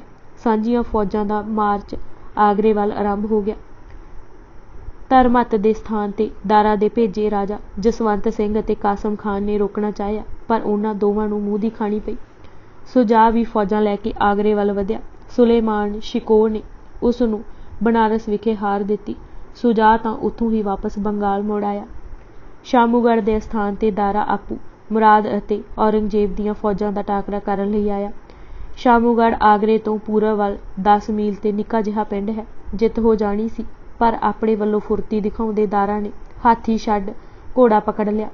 ਹਾਥੀ ਦਾ ਹੁੱਦਾ ਖਾਲੀ ਦੇਖਣਾ ਸੀ ਕਿ ਦਾਰਾ ਦੀਆਂ ਫੌਜਾਂ ਵਿੱਚ ਭਗਦੜ ਮੱਚ ਗਈ। ਦਾਰਾ ਹਾਰ ਖਾ ਕੇ ਆਗਰੇ ਵੱਲ ਭੱਜਿਆ। ਇਤਨਾ ਸ਼ਰਮਸ਼ਾਰ ਸੀ ਕਿ ਬਾਪ ਸ਼ਾਹਜਹਾਨ ਤੱਕ ਨੂੰ ਵੀ ਮਿਲਣ ਨਾ ਗਿਆ ਅਤੇ ਨਾ ਹੀ ਸਲਾਹ ਲਈ ਦਿੱਲੀ ਵੱਲ ਨੱਠ ਉੱਠਿਆ। ਸ਼ਾਹਜਹਾਨ ਨੇ ਫਿਰ ਵੀ ਹੌਸਲਾ ਨਾ ਹਾਰਨ ਦੀ ਸਲਾਹ ਭੇਜੀ ਅਤੇ ਦਿੱਲੀ, ਪੰਜਾਬ ਦੇ ਖਜ਼ਾਨਿਆਂ 'ਤੇ ਕਬਜ਼ਾ ਕਰ ਫੌਜਾਂ ਨੂੰ ਇਕੱਠਿਆਂ ਕਰਕੇ ਮੁਕਾਬਲਾ ਕਰਨ ਲਈ ਪ੍ਰੇਰਿਆ। ਇਹ ਵੀ ਸਲਾਹ ਦਿੱਤੀ ਕਿ ਸੁਲੇਮਾਨ ਸ਼ਿਕੋਹ ਦੀਆਂ ਜੇਤੂ ਫੌਜਾਂ ਦੀ ਉਡੀਕ ਦਿੱਲੀ ਬੈਠ ਕਰੇ। ਪਰ ਆਗਰੇ ਵਿੱਚ ਹਾਲਤ ਇਤਨੀ ਤੇਜ਼ੀ ਨਾਲ ਬਦਲ ਰਹੀ ਸੀ ਕਿ ਦਾਰਾ ਕਾਬੂ ਨਾ ਪਾ ਸਕਿਆ। ਉਸ ਦਿੱਲੀ ਉਡੀਕਣ ਦੀ ਥਾਂ ਪੰਜਾਬ ਨੂੰ ਅੱਡਾ ਬਣਾਉਣ ਦੀ ਸੋਚੀ। ਪੰਜਾਬ ਉਸ ਦੀ ਜਗੀਰ ਸੀ ਅਤੇ ਗੈਰਤ ਖਾਂ ਲਾਹੌਰ ਦਾ ਨਵਾਬ ਉਸ ਦਾ ਪੱਖੀ ਅਤੇ ਵਫਾਦਾਰ ਸਾਥੀ ਸੀ। ਲਾਲ ਕਿਲ੍ਹੇ 'ਤੇ ਦਾਰਾ ਕਬਜ਼ਾ ਵੀ ਨਾ ਕਰ ਸਕਿਆ ਕਿਉਂਕਿ ਕਿਲ੍ਹੇਦਾਰ ਨੂੰ ਪਹਿਲਾਂ ਹੀ ਔਰੰਗਜ਼ੇਬ ਨੇ ਇਸਲਾਮ ਦਾ ਵਾਸਤਾ ਦੇ ਅਤੇ ਲਾਲਚ ਦੇ ਕੇ ਆਪਣੇ ਵੱਲ ਕਰ ਲਿਆ ਸੀ। ਦਾਰਾ ਨੇ ਡੇਰੇ ਪੁਰਾਣੇ ਕਿਲ੍ਹੇ ਲਗਾ ਲਏ। 5 ਜੂਨ ਨੂੰ ਦਾਰਾ ਦਿੱਲੀ ਪੁੱਜਾ ਸੀ ਅਤੇ ਉੱਥੇ ਸੁਲੇਮਾਨ ਸ਼ਿਕੋਹ ਦੀ ਉਡੀਕ ਕਰਨ ਲੱਗਾ। ਉੱਧਰ 8 ਜੂਨ ਨੂੰ ਔਰੰਗਜ਼ੇਬ ਨੇ ਆਗਰੇ ਦੇ ਕਿਲ੍ਹੇ 'ਤੇ ਕਬਜ਼ਾ ਕਰ ਲਿਆ ਅਤੇ ਪਿਤਾ ਸ਼ਾਹਜਹਾਨ ਨੂੰ ਕੈਦੀ ਬਣਾ ਅੰਦਰਲੇ ਮਹਿਲ ਵਿੱਚ ਬੰਦੀ ਬਣਾ ਦਿੱਤਾ। ਔਰੰਗਜ਼ੇਬ ਆਗਰੇ ਨਾ ਰੁਕਿਆ ਅਤੇ ਫੌਜਾਂ ਨਾਲ ਦਿੱਲੀ ਵੱਲ ਵਧਿਆ। ਦਾਰਾ ਦਾ ਖਿਆਲ ਸੀ ਕਿ ਆਗਰੇ ਦੇ ਕਿਲ੍ਹੇ 'ਤੇ ਕਬਜ਼ਾ ਕਰਦਿਆਂ ਸਮਾਂ ਲੱਗੇਗਾ ਅਤੇ ਉਤਨੇ ਨੂੰ ਸੁਲੇਮਾਨ ਸ਼ਿਕੋਹ ਦੀਆਂ ਫੌਜਾਂ ਆਣ ਮਿਲਣਗੀਆਂ। ਹੁਣ ਦਾਰਾ ਪਾਸ 2 ਰਾਹ ਸਨ। ਇੱਕ ਇਹ ਕਿ ਆਪਣੇ ਬੇਟੇ ਦੀਆਂ ਫੌਜਾਂ ਨਾਲ ਇਲਾਹਾਬਾਦ ਜਾ ਮਿਲੇ ਅਤੇ ਸੁਜਾਅ ਨਾਲ ਸਲਾਹ ਕਰਕੇ ਆਗਰਾ ਤੇ ਹੱਲਾ ਬੋਲੇ ਅਤੇ ਦੂਜਾ ਪੰਜਾਬ ਵੱਲ ਜਾਏ। ਉਸਨੇ ਫੈਸਲਾ ਪੰਜਾਬ ਵੱਲ ਜਾਣ ਦਾ ਕੀਤਾ। ਗੁਰੂ ਹਰਿਰਾਏ ਜੀ ਨੂੰ ਉਸਨੇ ਪੱਤਰ ਵੀ ਲਿਖਿਆ। ਪੱਤਰ ਵਿੱਚ ਗੁਰੂ ਹਰਿਰਾਏ ਜੀ ਦੀ ਬਹੁਤ ਉਪਮਾ ਤੇ ਮਿਲਾਪ ਦੀ ਇੱਛਾ ਪ੍ਰਗਟ ਕਰਦੇ ਲਿਖਿਆ ਕਿ ਮੱਛੀ ਵਾਂਗ ਜਾਲ ਵਿੱਚ ਫਸ ਗਿਆ ਹਾਂ, ਤੁਸੀਂ ਹੀ ਕੱਢੋ। ਸੂਰਜ ਪ੍ਰਕਾਸ਼ ਦੇ ਸ਼ਬਦਾਂ ਵਿੱਚ ਖਤ ਮਹਿ ਲਿਖ ਕਰ ਪ੍ਰੇਮ ਪਠਾਇਵ, ਮਿਲਨ ਸ਼ੋਕ ਨਾਮ ਉਪਜਾਇਵ। ਮੁਹੰਮਦ ਅਕਬਰ ਨੇ ਪੰਜਾਬ ਅੰਡਰ ਮੁਗਲਜ਼ ਵਿੱਚ ਲਿਖਿਆ ਹੈ ਕਿ ਔਰੰਗਜ਼ੇਬ ਵੱਲੋਂ ਪਿੱਛਾ ਕਰਦੇ ਦਾਰਾ ਨੇ ਗੁਰੂ ਜੀ ਪਾਸ ਬੇਨਤੀ ਭੇਜੀ। ਸੁਲੇਮਾਨ ਸ਼ਿਕੋਹ ਨੂੰ ਲਾਹੌਰ ਪੁੱਜਣ ਦਾ ਸੁਨੇਹਾ ਕੱਲ ਉਹ ਕੀਰਤਪੁਰ ਵੱਲ ਚੱਲ ਪਿਆ। ਕੀਰਤਪੁਰ ਹੀ ਉਸ ਨੂੰ ਪਤਾ ਲੱਗਾ ਕਿ ਗੁਰੂ ਜੀ ਤਾਂ ਪੰਜਾਬ ਗਏ ਹੋਏ ਹਨ। ਉਸ ਤਲਵੰਡ ਦੇ ਅਸਥਾਨ ਤੋਂ ਸਤਲੁਜ ਪਾਰ ਕੀਤਾ ਤੇ ਆਪਣੇ ਵਫਾਦਾਰ ਸਾਥੀ ਜਰਨੈਲ ਨੂੰ ਦਰਿਆ ਦੀ ਰਾਖੀ ਤੇ ਲਗਾਇਆ ਕਿ ਔਰੰਗਜ਼ੇਬ ਦੀਆਂ ਆਉਂਦੀਆਂ ਫੌਜਾਂ ਨੂੰ ਰੋਕੇ। ਉੱਥੋਂ ਦਾਰਾ ਗੋਇੰਦਵਾਲ ਪੁੱਜਾ। ਉਸ ਦੀ ਦੀਨ ਦਸ਼ਾ ਦੇਖ ਗੁਰੂ ਜੀ ਨੇ ਧੀਰਜ ਦਿੱਤਾ ਤੇ ਕਿਹਾ, ਦੀਨੀ ਰਾਜ ਜਸਰਾਜ ਨਾਲੋਂ ਕਿਧਰੇ ਵਡੇਰਾ ਤੇ ਉੱਚਾ ਹੈ। ਉਸਨੇ ਇਹ ਬੇਨਤੀ ਕੀਤੀ ਕਿ ਹੁਣ ਰੱਖਿਆ ਕਰਨ ਅਤੇ ਬਿਆਸ ਤੇ ਔਰੰਗਜ਼ੇਬ ਦੀਆਂ ਫੌਜਾਂ ਨੂੰ ਰੋਕ ਪਾਉਣਾ ਤਾਂ ਕਿ ਉਹ ਲਾਹੌਰ ਪੁੱਜ ਜਾਏ। ਹਮ ਪਾਛੇ ਆਵੇ ਫੌਜ ਤੇ ਦੋ ਪਹਿਰ ਅਟਕਾਏ ਦੇ ਸ਼ਬਦ ਉਸ ਕਹੇ ਸਨ। ਸਤਿਗੁਰੂ ਜੀ ਨੇ ਆਪਣੀਆਂ ਫੌਜਾਂ ਨੂੰ ਘਾਟ ਤੇ ਦੋ ਪਹਿਰਾ ਰੱਖਣ ਦਾ ਹੁਕਮ ਦਿੱਤਾ ਅਤੇ ਕਿਸੇ ਨੂੰ ਘਾਟ ਤੇ ਉਤਰਨ ਨਾ ਦਿੱਤਾ ਜਾਵੇ। ਪਿੱਛਾ ਕਰਨ ਵਾਲੀਆਂ ਫੌਜਾਂ ਬਿਟ ਤੱਕਦੀਆਂ ਰਹੀਆਂ। ਸ਼੍ਰੀ ਸਤਿਗੁਰ ਘਾਟ ਬੰਦ ਕਰ ਲੀਨਾ, ਤੋਪਾ ਖਾਨਾ ਸਨਮੁਖ ਕਰ ਦੀਨਾ। ਦੋ ਪਹਿਰ ਲਗ ਘਾਟ ਬੰਦ ਗੁਰ ਕੀਆ, ਕਾਹੋ ਕੋ ਉਤਰਨ ਨਹੀਂ ਦਿਆ। 23 ਜੁਲਾਈ 1658 ਨੂੰ ਦਾਰਾ ਲਾਹੌਰ ਪੁੱਜ ਗਿਆ। 30,000 ਤੋਂ ਵੱਧ ਫੌਜ ਵੀ ਉਸ ਇਕੱਠੀ ਕਰ ਲਈ। ਪਹਾੜੀ ਰਾਜਿਆਂ ਵੀ ਮਦਦ ਭੇਜੀ। ਇੱਕ ਰਾਜਾ ਗਜਰੂਪ ਸਿੰਘ ਨਾਂ ਦਾ ਬਹੁਤ ਉੱਘਾ ਹੈ। ਉਸ ਨੂੰ ਬੇਟੇ ਜਿਤਨਾ ਸਤਿਕਾਰ ਦਾਰਾ ਦੀ ਬੇਗਮ ਨੇ ਦਿੱਤਾ। ਦਾਰਾ ਤਿਆਰੀਆਂ ਤਾਂ ਠੀਕ ਕਰ ਰਿਹਾ ਸੀ, ਪਰ ਔਰੰਗਜ਼ੇਬ ਦੀ ਫੁਰਤੀ ਅੱਗੇ ਉਸ ਦੀ ਇੱਕ ਨਾ ਚੱਲੀ। ਔਰੰਗਜ਼ੇਬ ਦੀਆਂ ਫੌਜਾਂ ਦੀ ਟੁਕੜੀ 2 ਅਗਸਤ ਨੂੰ ਸਤਲੁਜ ਪੁੱਜ ਗਈ। ਦਾਊਦ ਖਾਨ ਦੀ ਅੱਖ ਬਚਾ ਕੇ ਸਤਲੁਜ ਵੀ ਉਹਨਾਂ ਪਾਰ ਕਰ ਲਿਆ। ਦਾਊਦ ਖਾਨ ਨੇ ਜਾਣਿਆ ਕਿ ਹੁਣ ਸਤਲੁਜ ਰੁਕਣਾ ਠੀਕ ਨਹੀਂ ਅਤੇ ਸੁਲਤਾਨਪੁਰ ਤੋਂ ਬਿਆਸਾ ਪੁੱਜ ਗਿਆ। ਉੱਥੇ ਹੀ ਦਾਰਾ ਨੇ ਦਾਊਦ ਨੂੰ ਕਿਹਾ ਕਿ ਆ ਰਹੀਆਂ ਔਰੰਗਜ਼ੇਬ ਦੀਆਂ ਫੌਜਾਂ ਨੂੰ ਬਿਆਸਾ ਕਿਨਾਰੇ ਹੀ ਰੋਕੇ। ਔਰੰਗਜ਼ੇਬ ਨੇ ਲੜਾਈ ਨਾਲੋਂ ਚਾਲ ਵਰਤਣੀ ਭਲੇਰੀ ਜਾਣੀ। ਦਾਊਦ ਦੀ ਇੱਕ ਜਾਲੀ ਚਿੱਠੀ ਬਣਾ ਕੇ ਦਾਰਾ ਹੱਥ ਪਹੁੰਚਾ ਦਿੱਤੀ। ਉਸ ਵਿੱਚ ਲਿਖਿਆ ਸੀ ਕਿ ਔਰੰਗਜ਼ੇਬ ਫਿਕਰ ਨਾ ਕਰੇ, ਪਹਿਲਾ ਮੌਕਾ ਮਿਲਦੇ ਹੀ ਉਹ ਦਾਰਾ ਨੂੰ ਪਕੜ ਹਾਜ਼ਰ ਕਰੇਗਾ।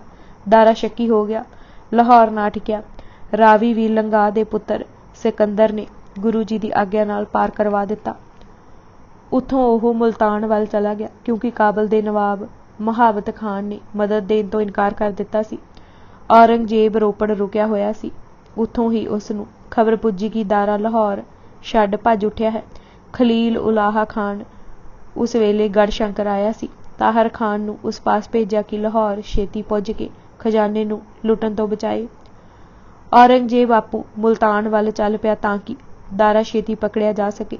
ਦਾਊਦ ਦੀ ਮਦਦ ਲੈਣ ਦੀ ਬਜਾਏ ਦਾਰਾ ਨੇ ਸਗੋਂ ਉਸ ਨੂੰ ਜਲੀਆਂ ਕਟੀਆਂ ਸੁਣਾਈਆਂ। ਦਾਊਦ ਅਪਮਾਨ ਨਾ ਸਹਾਰ ਸਕਿਆ ਤੇ ਦਾਰਾ ਦੀ ਜਾਨ ਦਾ ਵੈਰੀ ਹੋ ਗਿਆ।